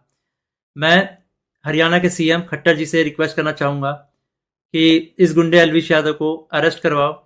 इसका बैकग्राउंड बहुत खराब है। जिस तरीके से ये यूथ को इंस्पायर कर रहा है, वायलेंस को प्रमोट कर रहा है, उससे साफ साफ पता लग रहा है यूथ बहुत गलत वे में मोटिवेट हो रही है इससे, और ये चीज़ बहुत ही खराब है। तो खट्टर जी, मैं इंडिया के कानून पे बहुत भरोसा करता हूँ, लेकिन अगर यहाँ पे नाइंसाफ़ी हुई तो एक तरीके से बहुत सारे लोगों को ये तो समझ में आ जाएगा कि इंडिया का कानून सिर्फ गरीबों के लिए बना है, अमीरों के लिए नहीं बना है। तो मैं नहीं चाहता कि ये कानून भी, ये एफआईआर भी दब जाए, और साफ साफ पता लग रहा है दबाने की कोशिश की जा रही है इस एफआईआर को। अगर ये एफआईआर दबता है तो ये इंडिया के कानून की हार है। मैं आप लोगों से रिक्वेस्ट करूंगा, गुरुग्राम पुलिस को और खट्टर जी को इस ट्वीट में टैग करो और उन पे उनको रिक्वेस्ट करो कि एलविश यादव को जितनी जल्दी हो सके, इस गुंडे को जितनी जल्दी हो सके अरेस्ट करा जाए। क्योंकि अगर कोई भी ऐसे मार के निकल जाएगा और फिर अपने स्टोरी में डालेगा कि भाई वर्क डन, तो खुल्लम खुल्ला यही है कि वो वायलेंस को प्रमोट कर रहा है और उसको पता है कि उसका कोई कुछ नहीं बिगाड़ सकता। तो एक तरीके से ये इंडिया के कानून की हार है। तो अभी जो मैं एफआईआर लिखवा के आया था, मुझे उसकी कॉपी भी नहीं मिली, और मुझे लगता है मिलेगी भी नहीं। बोला तो वैसे सुबह मिल जाएगी, लेकिन आई डोंट थिंक सो, क्योंकि आर्टिकल में साफ साफ दिख रहा है कि एफआईआर के जो सेक्शन है वो बहुत अलग किए गए हैं। तो इंडिया के कानून का मजाक ना बने, तो आप लोगों से एक आखिरी बार रिक्वेस्ट है, सीएम खट्टर जी को गुरुग्राम पुलिस के ऊपर टैग से टैग किया जाए, ताकि ये मामले को वो लोग सीरियसली ले। इन द एंड अगर इस बीच में मुझे कुछ भी होता है, मेरे पे कोई भी जानलेवा हमला होता है, इसका जिम्मेदार एलविश यादव होगा, या फिर उसके दोस्त होंगे, या फिर गुरुग्राम पुलिस होगी जिसने मेरे एफआईआर को पूरा का पूरा बदल दिया और पता नहीं क्या एफआईआर लिख दिया। और ये ये इंडियन कानून की बेइज्जती है, ये तो मैंने देख लिया। कुछ नहीं भाई, अगर तुम्हारे पास पैसा हो तो कुछ भी कर सकते हो, ये तो मैंने देख लिया भाई। हाय एवरीवन, तो मैंने आज ये तो देख लिया, अगर आपके पास पैसा हो तो आप एफआईआर भी बदल सकते हो, और इस चीज़ को प्रूव करूंगा। पर उससे पहले लड़ाई किस बारे में हुई, क्यों हुई, हम इस बारे में बात नहीं करेंगे। मैं सीधा पॉइंट पे बढ़ता हूँ। एलविश ने जो लोकेशन दी थी वो उसके घर की लोकेशन थी, या फिर किसी के तो घर की लोकेशन थी, और मेरा इंस्टिंक्ट बोला कि मुझे उसे अपने लोकेशन में बुलाना चाहिए जो एक पब्लिक लोकेशन हो। अब मेरे को यही था भाई कि जो भी गलतफहमी है डिबेट से सॉल्व करो। अगर आपको लगता है आप सही हो तो आप डिबेट करो, मेरे को लगता है मैं सही हूँ, मैं डिबेट करूंगा। तो कुल मिला के शब्दों से ही जीतना था इस चीज़ को, और मैंने पूरी तैयारी की थी। मैंने वहाँ पे सोफ़ा वोफ़ा सब लगाया था कि जब एलविश भाई आएंगे तो वहाँ बगल में बैठेंगे, ये वो फलान ठिकाना। लेकिन जैसे ही वो आए, एक तो अटैक करना शुरू कर दिया, ऊपर से बहुत सारे बंदों के साथ आए। ऊपर से ये भी नहीं था कि वन ऑन वन फाइट हो, उसके साथ उसके कुछ बंदे थे, वो भी मदद कर रहे थे उसकी। इस तरीके से मदद कर रहे थे कि मैं कुछ कर ही नहीं पा रहा था, क्योंकि मेरे को दो तीन लोगों ने पकड़ लिया था अगल बगल से। अब जब लड़ाई हुई, लड़ाई के बीच में ही एल्विश ने मेरे को लगभग ये अपने घुटनों से नाक पे मारा, कई बार हाथों से मेरे सिर्फ मुंह पे मारा, और जब मारा उसके बाद उसने बगल से एक फ़ोन भी उठाया जो दूसरे एंगल पे रिकॉर्डेड है, और फ़ोन से मेरे स्पाइन पे मारा। और आप सभी को पता है अगर स्पाइन पे गलती से भी स्पाइन टूटता है तो आप ज़िंदगी भर के लिए लावारिस हो सकते हो, अपाहिज हो सकते हो। तो उसके बावजूद उसने मारा मारा, और उसके बाद उसने क्या किया, जान से मारने की धमकी भी दे दी। अब जान से मारने की धमकी एक दो बार नहीं दी, मल्टीपल टाइम्स दी। कम से कम जितना मुझे पता है 3 बार तो दी ही थी उसने धमकी जान से मारने की, और ऑफ कैमरा भी उसने कई बार जान से मारने की धमकी दी।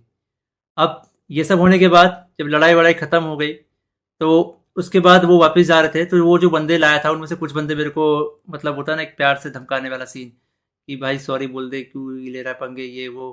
भाई मैं तो अपने चीज़ों पे अटल था। मैंने बोला मैं सॉरी तो नहीं बोलूँगा, क्योंकि मैंने गलती तो की नहीं है। उसके बाद एल्विश ने भी थोड़ा ट्राई किया था सॉरी बुलवाने के लिए, लेकिन मैंने उसको भी सॉरी नहीं बोला। और ये सब जब हुआ तो शुरू में मेरे को लगा मेरे को सिर्फ यहाँ चोट आई है, क्योंकि मेरे को कहीं पे भी दर्द फील नहीं हो रहा था। तो मेरे को शुरू-शुरू में सिर्फ यहाँ चोट आई, उसके बाद 1 डेढ़ घंटे बाद मेरे को यहाँ पे दर्द होना शुरू हुआ और फिर 2 से 3 घंटे बाद मेरे पूरे स्पाइन में दर्द होना शुरू हुआ और इस तरीके से हुआ कि मैं सो ही नहीं पाया। सुबह 4 बजे मैंने सोने का ट्राई किया था, मैं दोस्त के घर साकेत गया हुआ था। मैंने सोने का ट्राई किया, अनफॉर्चुनेटली मैं दर्द से सो ही नहीं पाया। उसके बाद हम जब दर्द हो रहा था तो हम गए वहाँ पे मैक्स हॉस्पिटल साकेत के मेडिकल निकलवाने, तो उन्होंने मना कर दिया विदाउट एफआईआर नहीं होगा। तो मेरा यही था, मेरा दिमाग शॉक में था, एफआईआर हमने की नहीं थी।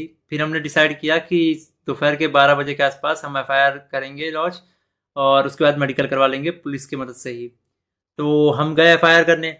अब जब एफआईआर करने गए तो हमने पूरा बता दिया कि भाई ये सेक्शन लगाना है, अटेम्प्ट टू मर्डर है, साफ साफ दिख रहा है।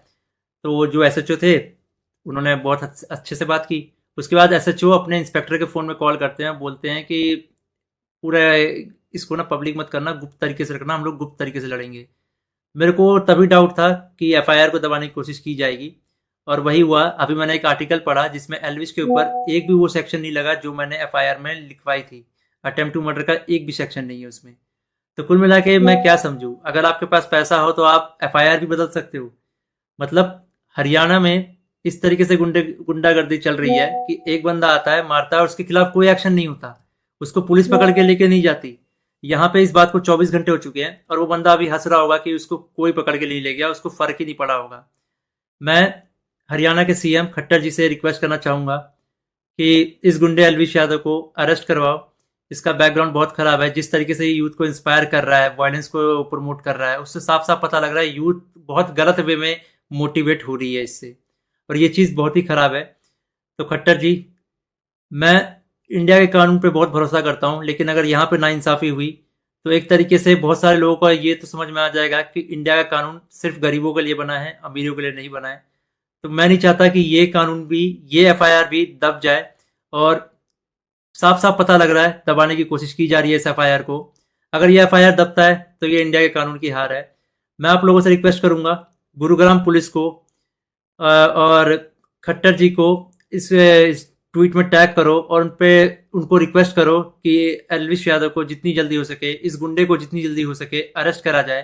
क्योंकि अगर कोई भी ऐसे मार के निकल जाएगा और फिर अपने स्टोरी में डालेगा कि भाई वर्क डन, तो खुल्लम खुल्ला यही है कि वो वायलेंस को प्रमोट कर रहा है और उसको पता है कि उसका कोई कुछ नहीं बिगाड़ सकता। तो एक तरीके से ये इंडिया के कानून की हार है।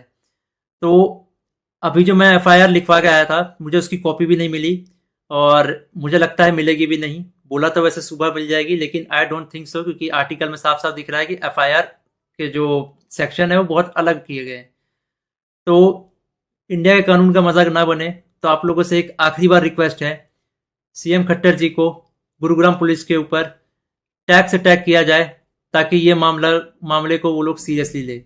इन द एंड अगर इस बीच में मुझे कुछ भी होता है, मेरे पे कोई भी जानलेवा हमला होता है, इसका जिम्मेदार एल्विश यादव होगा या फिर उसके दोस्त होंगे या फिर गुरुग्राम पुलिस होगी जिसने मेरे एफआईआर को पूरा का पूरा बदल दिया और पता नहीं क्या एफआईआर लिख दिया। और ये ये इंडियन कानून की बेइज्जती है, ये तो मैंने देख लिया। कुछ नहीं भाई, अगर तुम्हारे पास पैसा हो तो कुछ भी कर सकते हो, ये तो मैंने देख लिया भाई। हाय एवरीवन, तो मैंने आज ये तो देख लिया, अगर आपके पास पैसा हो तो आप एफआईआर भी बदल सकते हो, और इस चीज़ को प्रूव करूंगा। पर उससे पहले लड़ाई किस बारे में हुई, क्यों हुई, हम इस बारे में बात नहीं करेंगे। मैं सीधा पॉइंट पे बढ़ता हूँ। एल्विश ने जो लोकेशन दी थी वो उसके घर की लोकेशन थी या फिर किसी के तो घर की लोकेशन थी, और मेरा इंस्टिंक्ट बोला कि मुझे उसे अपने लोकेशन में बुलाना चाहिए जो एक पब्लिक लोकेशन हो। अब मेरे को यही था भाई, जो भी गलतफहमी है डिबेट से सॉल्व करो। अगर आपको लगता है आप सही हो तो आप डिबेट करो, मेरे को लगता है मैं सही हूँ, मैं डिबेट करूंगा। तो कुल मिला के शब्दों से ही जीतना था इस चीज़ को, और मैंने पूरी तैयारी की थी। मैंने वहाँ पे सोफ़ा वोफा सब लगाया था कि जब एल्विश भाई आएंगे तो वहाँ बगल में बैठेंगे, ये वो फलान ठिकाना। लेकिन जैसे ही वो आए, एक तो अटैक करना शुरू कर दिया, ऊपर से बहुत सारे बंदों के साथ आए। ऊपर से ये भी नहीं था कि 1-on-1 फाइट हो, उसके साथ उसके कुछ बंदे थे, वो भी मदद कर रहे थे उसकी। इस तरीके से मदद कर रहे थे कि मैं कुछ कर ही नहीं पा रहा था, क्योंकि मेरे को 2-3 लोगों ने पकड़ लिया था अगल बगल से। अब जब लड़ाई हुई, लड़ाई के बीच में ही एल्विश ने मेरे को लगभग ये अपने घुटनों से नाक पे मारा, कई बार हाथों से मेरे सिर्फ मुंह पे मारा, और जब मारा उसके बाद उसने बगल से एक फ़ोन भी उठाया जो दूसरे एंगल पे रिकॉर्डेड है, और फ़ोन से मेरे स्पाइन पे मारा। और आप सभी को पता है अगर स्पाइन पे गलती से भी स्पाइन टूटता है तो आप ज़िंदगी भर के लिए लावारिस हो सकते हो, अपाहिज हो सकते हो। तो उसके बावजूद उसने मारा मारा। और उसके बाद उसने क्या किया, जान से मारने की धमकी भी दे दी। अब जान से मारने की धमकी एक दो बार नहीं दी, मल्टीपल टाइम्स दी। कम से कम जितना मुझे पता है 3 बार तो दी ही थी उसने धमकी जान से मारने की। और ऑफ कैमरा भी उसने कई बार जान से मारने की धमकी दी। अब ये सब होने के बाद जब लड़ाई वड़ाई खत्म हो गई, तो उसके बाद वो वापस जा रहे थे, तो वो जो बंदे लाया था उनमें से कुछ बंदे मेरे को, मतलब होता है ना एक प्यार से धमकाने वाला सीन, कि भाई सॉरी बोल दे, क्यों ले रहा है पंगे ये वो। भाई मैं तो अपने चीज़ों पे अटल था। मैंने बोला मैं सॉरी तो नहीं बोलूँगा, क्योंकि मैंने गलती तो की नहीं है। उसके बाद एल्विश ने भी थोड़ा ट्राई किया था सॉरी बुलवाने के लिए, लेकिन मैंने उसको भी सॉरी नहीं बोला। और ये सब जब हुआ, तो शुरू में मेरे को लगा मेरे को सिर्फ यहाँ चोट आई है, क्योंकि मेरे को कहीं पे भी दर्द फील नहीं हो रहा था। तो मेरे को शुरू शुरू में सिर्फ यहाँ चोट आई। उसके बाद 1 डेढ़ घंटे बाद मेरे को यहाँ पे दर्द होना शुरू हुआ, और फिर 2 से 3 घंटे बाद मेरे पूरे स्पाइन में दर्द होना शुरू हुआ। और इस तरीके से हुआ कि मैं सो ही नहीं पाया। सुबह 4 बजे मैंने सोने का ट्राई किया था, मैं दोस्त के घर साकेत गया हुआ था। मैंने सोने का ट्राई किया, अनफॉर्चुनेटली मैं दर्द से सो ही नहीं पाया। उसके बाद हम जब दर्द हो रहा था, तो हम गए वहाँ पे मैक्स हॉस्पिटल साकेत के, मेडिकल निकलवाने। तो उन्होंने मना कर दिया, विदाउट एफआईआर नहीं होगा। तो मेरा यही था, मेरा दिमाग शॉक में था, एफआईआर हमने की नहीं थी। फिर हमने डिसाइड किया कि दोपहर के 12 बजे के आसपास हम एफआईआर करेंगे लॉन्च, और उसके बाद मेडिकल करवा लेंगे पुलिस की मदद से ही। तो हम गए एफआईआर करने। अब जब एफआईआर करने गए, तो हमने पूरा बता दिया कि भाई ये सेक्शन लगाना है, अटेम्प्ट टू मर्डर है, साफ साफ दिख रहा है। तो वो जो एसएचओ थे, उन्होंने बहुत अच्छे से बात की। उसके बाद एसएचओ अपने इंस्पेक्टर के फ़ोन में कॉल करते हैं, बोलते हैं कि पूरा इसको ना पब्लिक मत करना, गुप्त तरीके से रखना, हम लोग गुप्त तरीके से लड़ेंगे। मेरे को तभी डाउट था कि एफआईआर को दबाने की कोशिश की जाएगी, और वही हुआ। अभी मैंने एक आर्टिकल पढ़ा जिसमें एल्विश के ऊपर एक भी वो सेक्शन नहीं लगा जो मैंने एफआईआर में लिखवाई थी। अटेम्प्ट टू मर्डर का एक भी सेक्शन नहीं है उसमें। तो कुल मिला के मैं क्या समझूं, अगर आपके पास पैसा हो तो आप एफआईआर भी बदल सकते हो। मतलब हरियाणा में इस तरीके से गुंडागर्दी चल रही है कि एक बंदा आता है, मारता है, और उसके खिलाफ कोई एक्शन नहीं होता, उसको पुलिस पकड़ के लेके नहीं जाती। यहाँ पे इस बात को 24 घंटे हो चुके हैं, और वो बंदा अभी हंस रहा होगा कि उसको कोई पकड़ के नहीं ले गया, उसको फर्क ही नहीं पड़ा होगा। मैं हरियाणा के सीएम खट्टर जी से रिक्वेस्ट करना चाहूंगा कि इस गुंडे एलविश यादव को अरेस्ट करवाओ। इसका बैकग्राउंड बहुत खराब है। जिस तरीके से ये यूथ को इंस्पायर कर रहा है, वायलेंस को प्रमोट कर रहा है, उससे साफ साफ पता लग रहा है यूथ बहुत गलत वे में मोटिवेट हो रही है इससे, और ये चीज़ बहुत ही खराब है। तो खट्टर जी, मैं इंडिया के कानून पे बहुत भरोसा करता हूँ, लेकिन अगर यहाँ पे नाइंसाफ़ी हुई, तो एक तरीके से बहुत सारे लोगों को ये तो समझ में आ जाएगा कि इंडिया का कानून सिर्फ गरीबों के लिए बना है, अमीरों के लिए नहीं बना है। तो मैं नहीं चाहता कि ये कानून भी, ये एफआईआर भी दब जाए। और साफ साफ पता लग रहा है दबाने की कोशिश की जा रही है इस एफआईआर को। अगर ये एफआईआर दबता है तो ये इंडिया के कानून की हार है। मैं आप लोगों से रिक्वेस्ट करूंगा, गुरुग्राम पुलिस को और खट्टर जी को इस ट्वीट में टैग करो, और उनको रिक्वेस्ट करो कि एल्विश यादव को जितनी जल्दी हो सके, इस गुंडे को जितनी जल्दी हो सके अरेस्ट करा जाए। क्योंकि अगर कोई भी ऐसे मार के निकल जाएगा और फिर अपने स्टोरी में डालेगा कि भाई वर्क डन, तो खुल्लम खुल्ला यही है कि वो वायलेंस को प्रमोट कर रहा है, और उसको पता है कि उसका कोई कुछ नहीं बिगाड़ सकता। तो एक तरीके से ये इंडिया के कानून की हार है। तो अभी जो मैं एफआईआर लिखवा के आया था, मुझे उसकी कॉपी भी नहीं मिली, और मुझे लगता है मिलेगी भी नहीं। बोला तो वैसे सुबह मिल जाएगी, लेकिन आई डोंट थिंक सो, क्योंकि आर्टिकल में साफ साफ दिख रहा है कि एफआईआर के जो सेक्शन है वो बहुत अलग किए गए हैं। तो इंडिया के कानून का मजाक ना बने, तो आप लोगों से एक आखिरी बार रिक्वेस्ट है, सीएम खट्टर जी को गुरुग्राम पुलिस के ऊपर टैग से टैग किया जाए, ताकि ये मामले को वो लोग सीरियसली ले। इन द एंड, अगर इस बीच में मुझे कुछ भी होता है, मेरे पे कोई भी जानलेवा हमला होता है, इसका जिम्मेदार एल्विश यादव होगा, या फिर उसके दोस्त होंगे, या फिर गुरुग्राम पुलिस होगी जिसने मेरे एफआईआर को पूरा का पूरा बदल दिया, और पता नहीं क्या एफआईआर लिख दिया। और ये ये इंडियन कानून की बेइज्जती है, ये तो मैंने देख लिया। कुछ नहीं भाई, अगर तुम्हारे पास पैसा हो तो कुछ भी कर सकते हो, ये तो मैंने देख लिया भाई।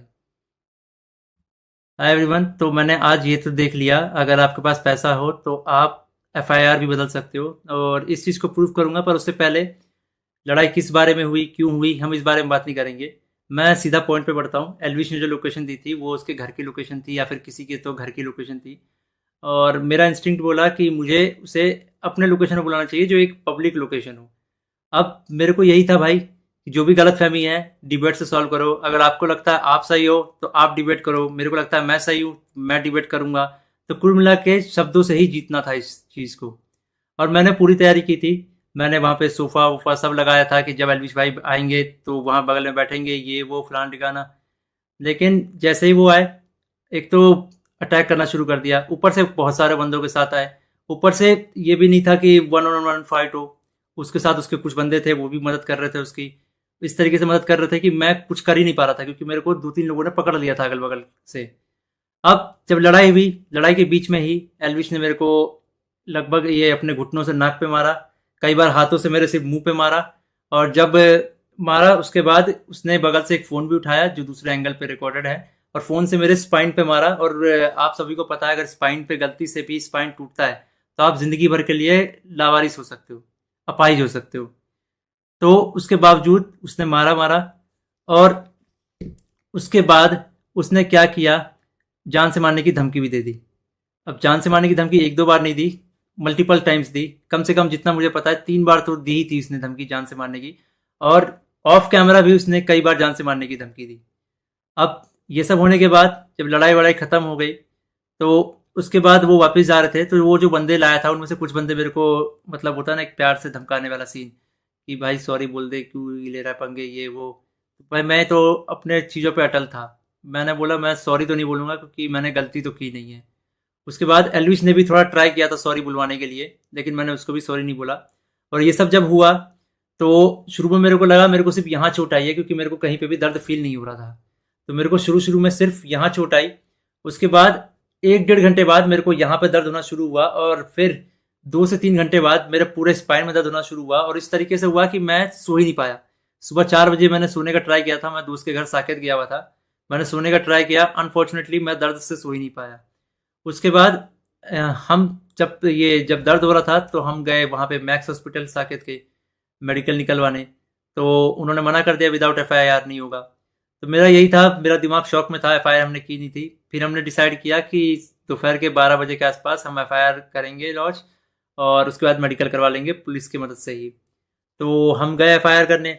अब जब एफआईआर करने गए तो हमने पूरा बता दिया कि भाई ये सेक्शन लगाना है, अटेम्प्ट टू मर्डर है, साफ साफ दिख रहा है।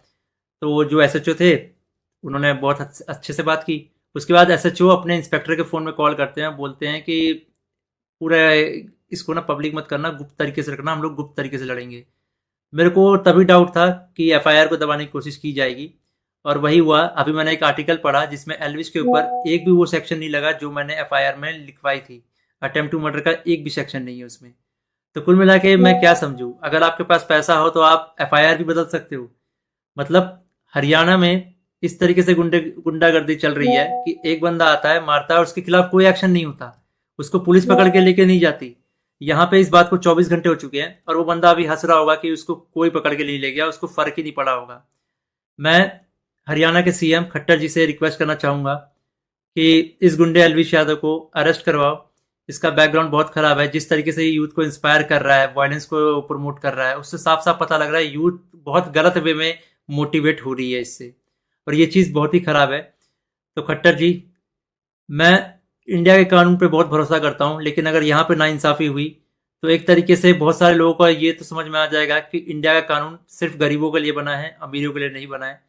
तो मैं नहीं चाहता कि ये कानून भी, ये एफआईआर भी दब जाए। और साफ साफ पता लग रहा है दबाने की कोशिश की जा रही है इस एफआईआर को। अगर ये एफआईआर दबता है तो ये इंडिया के कानून की हार है। मैं आप लोगों से रिक्वेस्ट करूंगा, गुरुग्राम पुलिस को और खट्टर जी को इस ट्वीट में टैग करो और उनको रिक्वेस्ट करो कि एल्विश यादव को जितनी जल्दी हो सके, इस गुंडे को जितनी जल्दी हो सके अरेस्ट करा जाए। क्योंकि अगर कोई भी ऐसे मार के निकल जाएगा और फिर अपने स्टोरी में डालेगा कि भाई वर्क डन, तो खुल्लम खुल्ला यही है कि वो वायलेंस को प्रमोट कर रहा है और उसको पता है कि उसका कोई कुछ नहीं बिगाड़ सकता। तो एक तरीके से ये इंडिया के कानून की हार है। तो अभी जो मैं एफआईआर लिखवा के आया था, मुझे उसकी कॉपी भी नहीं मिली, और मुझे लगता है मिलेगी भी नहीं। बोला तो वैसे सुबह मिल जाएगी, लेकिन आई डोंट थिंक सो, क्योंकि आर्टिकल में साफ साफ दिख रहा है कि एफआईआर के जो सेक्शन है वो बहुत अलग किए गए हैं। तो इंडिया के कानून का मजाक ना बने, तो आप लोगों से एक आखिरी बार रिक्वेस्ट है, सीएम खट्टर जी को गुरुग्राम पुलिस के ऊपर टैग से टैग किया जाए, ताकि ये मामले को वो लोग सीरियसली ले। इन द एंड अगर इस बीच में मुझे कुछ भी होता है, मेरे पे कोई भी जानलेवा हमला होता है, इसका जिम्मेदार एलविश यादव होगा या फिर उसके दोस्त होंगे या फिर गुरुग्राम पुलिस होगी जिसने मेरे एफआईआर को पूरा का पूरा बदल दिया और पता नहीं क्या एफआईआर लिख दिया। और ये ये इंडियन कानून की बेइज्जती है, ये तो मैंने देख लिया। कुछ नहीं भाई, अगर तुम्हारे पास पैसा हो तो कुछ भी कर सकते हो, ये तो मैंने देख लिया भाई। हाय एवरीवन, तो मैंने आज ये तो देख लिया, अगर आपके पास पैसा हो तो आप एफआईआर भी बदल सकते हो और इस चीज़ को प्रूव करूंगा। पर उससे पहले लड़ाई किस बारे में हुई, क्यों हुई, हम इस बारे में बात नहीं करेंगे। मैं सीधा पॉइंट पे बढ़ता हूँ। एलविश ने जो लोकेशन दी थी वो उसके घर की लोकेशन थी या फिर किसी के तो घर की लोकेशन थी, और मेरा इंस्टिंक्ट बोला कि मुझे उसे अपने लोकेशन में बुलाना चाहिए जो एक पब्लिक लोकेशन हो। अब मेरे को यही था भाई कि जो भी गलतफहमी है डिबेट से सॉल्व करो। अगर आपको लगता है आप सही हो तो आप डिबेट करो, मेरे को लगता है मैं सही हूँ मैं डिबेट करूंगा। तो कुल मिला के शब्दों से ही जीतना था इस चीज़ को, और मैंने पूरी तैयारी की थी। मैंने वहाँ पे सोफ़ा वोफ़ा सब लगाया था कि जब एलविश भाई आएंगे तो वहाँ बगल में बैठेंगे, ये वो फलाना ठिकाना। लेकिन जैसे ही वो आए, एक तो अटैक करना शुरू कर दिया, ऊपर से बहुत सारे बंदों के साथ आए। ऊपर से ये भी नहीं था कि वन ऑन वन फाइट हो, उसके साथ उसके कुछ बंदे थे वो भी मदद कर रहे थे उसकी। इस तरीके से मदद कर रहे थे कि मैं कुछ कर ही नहीं पा रहा था, क्योंकि मेरे को दो तीन लोगों ने पकड़ लिया था अगल बगल से। अब जब लड़ाई हुई, लड़ाई के बीच में ही एलविश ने मेरे को लगभग ये अपने घुटनों से नाक पे मारा, कई बार हाथों से मेरे सिर्फ मुंह पे मारा। और जब मारा उसके बाद उसने बगल से एक फ़ोन भी उठाया जो दूसरे एंगल पे रिकॉर्डेड है, और फ़ोन से मेरे स्पाइन पे मारा। और आप सभी को पता है अगर स्पाइन पे गलती से भी स्पाइन टूटता है तो आप ज़िंदगी भर के लिए लावारिस हो सकते हो, अपाहिज हो सकते हो। तो उसके बावजूद उसने मारा मारा, और उसके बाद उसने क्या किया, जान से मारने की धमकी भी दे दी। अब जान से मारने की धमकी एक दो बार नहीं दी, मल्टीपल टाइम्स दी। कम से कम जितना मुझे पता है 3 बार तो दी ही थी उसने धमकी जान से मारने की, और ऑफ कैमरा भी उसने कई बार जान से मारने की धमकी दी। अब ये सब होने के बाद जब लड़ाई वड़ाई खत्म हो गई तो उसके बाद वो वापस जा रहे थे, तो वो जो बंदे लाया था उनमें से कुछ बंदे मेरे को, मतलब होता है ना एक प्यार से धमकाने वाला सीन, कि भाई सॉरी बोल दे, क्यों ले रहा है पंगे ये वो। भाई मैं तो अपने चीज़ों पे अटल था। मैंने बोला मैं सॉरी तो नहीं बोलूँगा क्योंकि मैंने गलती तो की नहीं है। उसके बाद एलविश ने भी थोड़ा ट्राई किया था सॉरी बुलवाने के लिए, लेकिन मैंने उसको भी सॉरी नहीं बोला। और ये सब जब हुआ तो शुरू में मेरे को लगा मेरे को सिर्फ यहाँ चोट आई है, क्योंकि मेरे को कहीं पे भी दर्द फील नहीं हो रहा था। तो मेरे को शुरू शुरू में सिर्फ यहाँ चोट आई।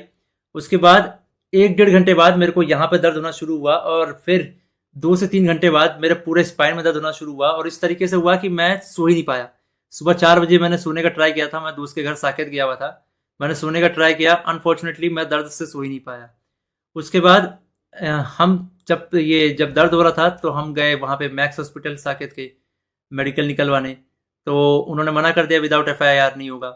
तो मेरा यही था, मेरा दिमाग शॉक में था, एफआईआर हमने की नहीं थी। फिर हमने डिसाइड किया कि दोपहर के 12 बजे के आसपास हम एफआईआर करेंगे लॉन्च, और उसके बाद मेडिकल करवा लेंगे पुलिस की मदद से ही। तो हम गए एफआईआर करने। अब जब एफआईआर करने गए तो हमने पूरा बता दिया कि भाई ये सेक्शन लगाना है, अटेम्प्ट टू मर्डर है, साफ साफ दिख रहा है। तो वो जो एसएचओ थे उन्होंने बहुत अच्छे से बात की। उसके बाद एसएचओ अपने इंस्पेक्टर के फ़ोन में कॉल करते हैं, बोलते हैं कि पूरा इसको ना पब्लिक मत करना, गुप्त तरीके से रखना, हम लोग गुप्त तरीके से लड़ेंगे। मेरे को तभी डाउट था कि एफआईआर को दबाने की कोशिश की जाएगी, और वही हुआ। अभी मैंने एक आर्टिकल पढ़ा जिसमें एलविश के ऊपर एक भी वो सेक्शन नहीं लगा जो मैंने एफआईआर में लिखवाई थी। अटेम्प्ट टू मर्डर का एक भी सेक्शन नहीं है उसमें। तो कुल मिला के मैं क्या समझूं, अगर आपके पास पैसा हो तो आप एफआईआर भी बदल सकते हो। मतलब हरियाणा में इस तरीके से गुंडागर्दी चल रही है कि एक बंदा आता है मारता है और उसके खिलाफ कोई एक्शन नहीं होता, उसको पुलिस पकड़ के लेके नहीं जाती। यहाँ पे इस बात को 24 घंटे हो चुके हैं और वो बंदा अभी हंस रहा होगा कि उसको कोई पकड़ के नहीं ले गया, उसको फर्क ही नहीं पड़ा होगा। मैं हरियाणा के सीएम खट्टर जी से रिक्वेस्ट करना चाहूंगा कि इस गुंडे एलविश यादव को अरेस्ट करवाओ। इसका बैकग्राउंड बहुत खराब है, जिस तरीके से यूथ को इंस्पायर कर रहा है, वायलेंस को प्रमोट कर रहा है, उससे साफ साफ पता लग रहा है यूथ बहुत गलत वे में मोटिवेट हो रही है इससे, और ये चीज़ बहुत ही खराब है।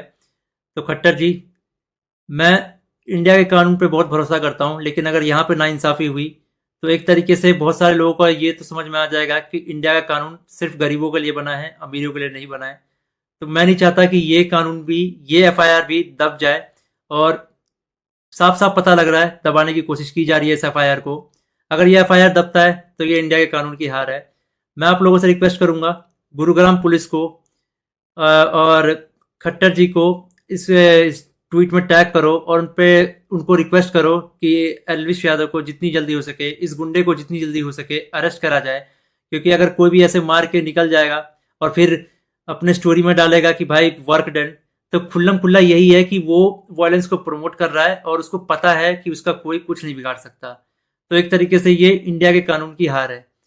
तो अभी जो मैं एफआईआर लिखवा के आया था, मुझे उसकी कॉपी भी नहीं मिली और मुझे लगता है मिलेगी भी नहीं। बोला तो वैसे सुबह मिल जाएगी, लेकिन आई डोंट थिंक सो, क्योंकि आर्टिकल में साफ साफ दिख रहा है कि एफआईआर के जो सेक्शन है वो बहुत अलग किए गए हैं। तो इंडिया के कानून का मजाक ना बने, तो आप लोगों से एक आखिरी बार रिक्वेस्ट है, सीएम खट्टर जी को गुरुग्राम पुलिस के ऊपर टैग से टैग किया जाए, ताकि ये मामले को वो लोग सीरियसली ले। इन द एंड अगर इस बीच में मुझे कुछ भी होता है, मेरे पे कोई भी जानलेवा हमला होता है, इसका जिम्मेदार एल्विश यादव होगा या फिर उसके दोस्त होंगे या फिर गुरुग्राम पुलिस होगी, जिसने मेरे एफआईआर को पूरा का पूरा बदल दिया और पता नहीं क्या एफआईआर लिख दिया। और ये ये इंडियन कानून की बेइज्जती है, ये तो मैंने देख लिया। कुछ नहीं भाई, अगर तुम्हारे पास पैसा हो तो कुछ भी कर सकते हो, ये तो मैंने देख लिया भाई। हाय एवरीवन, तो मैंने आज ये तो देख लिया, अगर आपके पास पैसा हो तो आप एफआईआर भी बदल सकते हो और इस चीज़ को प्रूव करूंगा। पर उससे पहले लड़ाई किस बारे में हुई, क्यों हुई, हम इस बारे में बात नहीं करेंगे। मैं सीधा पॉइंट पे बढ़ता हूँ। एल्विश ने जो लोकेशन दी थी वो उसके घर की लोकेशन थी या फिर किसी के तो घर की लोकेशन थी, और मेरा इंस्टिंक्ट बोला कि मुझे उसे अपने लोकेशन में बुलाना चाहिए जो एक पब्लिक लोकेशन हो। अब मेरे को यही था भाई कि जो भी गलत फहमी है डिबेट से सॉल्व करो। अगर आपको लगता है आप सही हो तो आप डिबेट करो, मेरे को लगता है मैं सही हूँ, मैं डिबेट करूंगा। तो कुल मिला के शब्दों से ही जीतना था इस चीज़ को, और मैंने पूरी तैयारी की थी।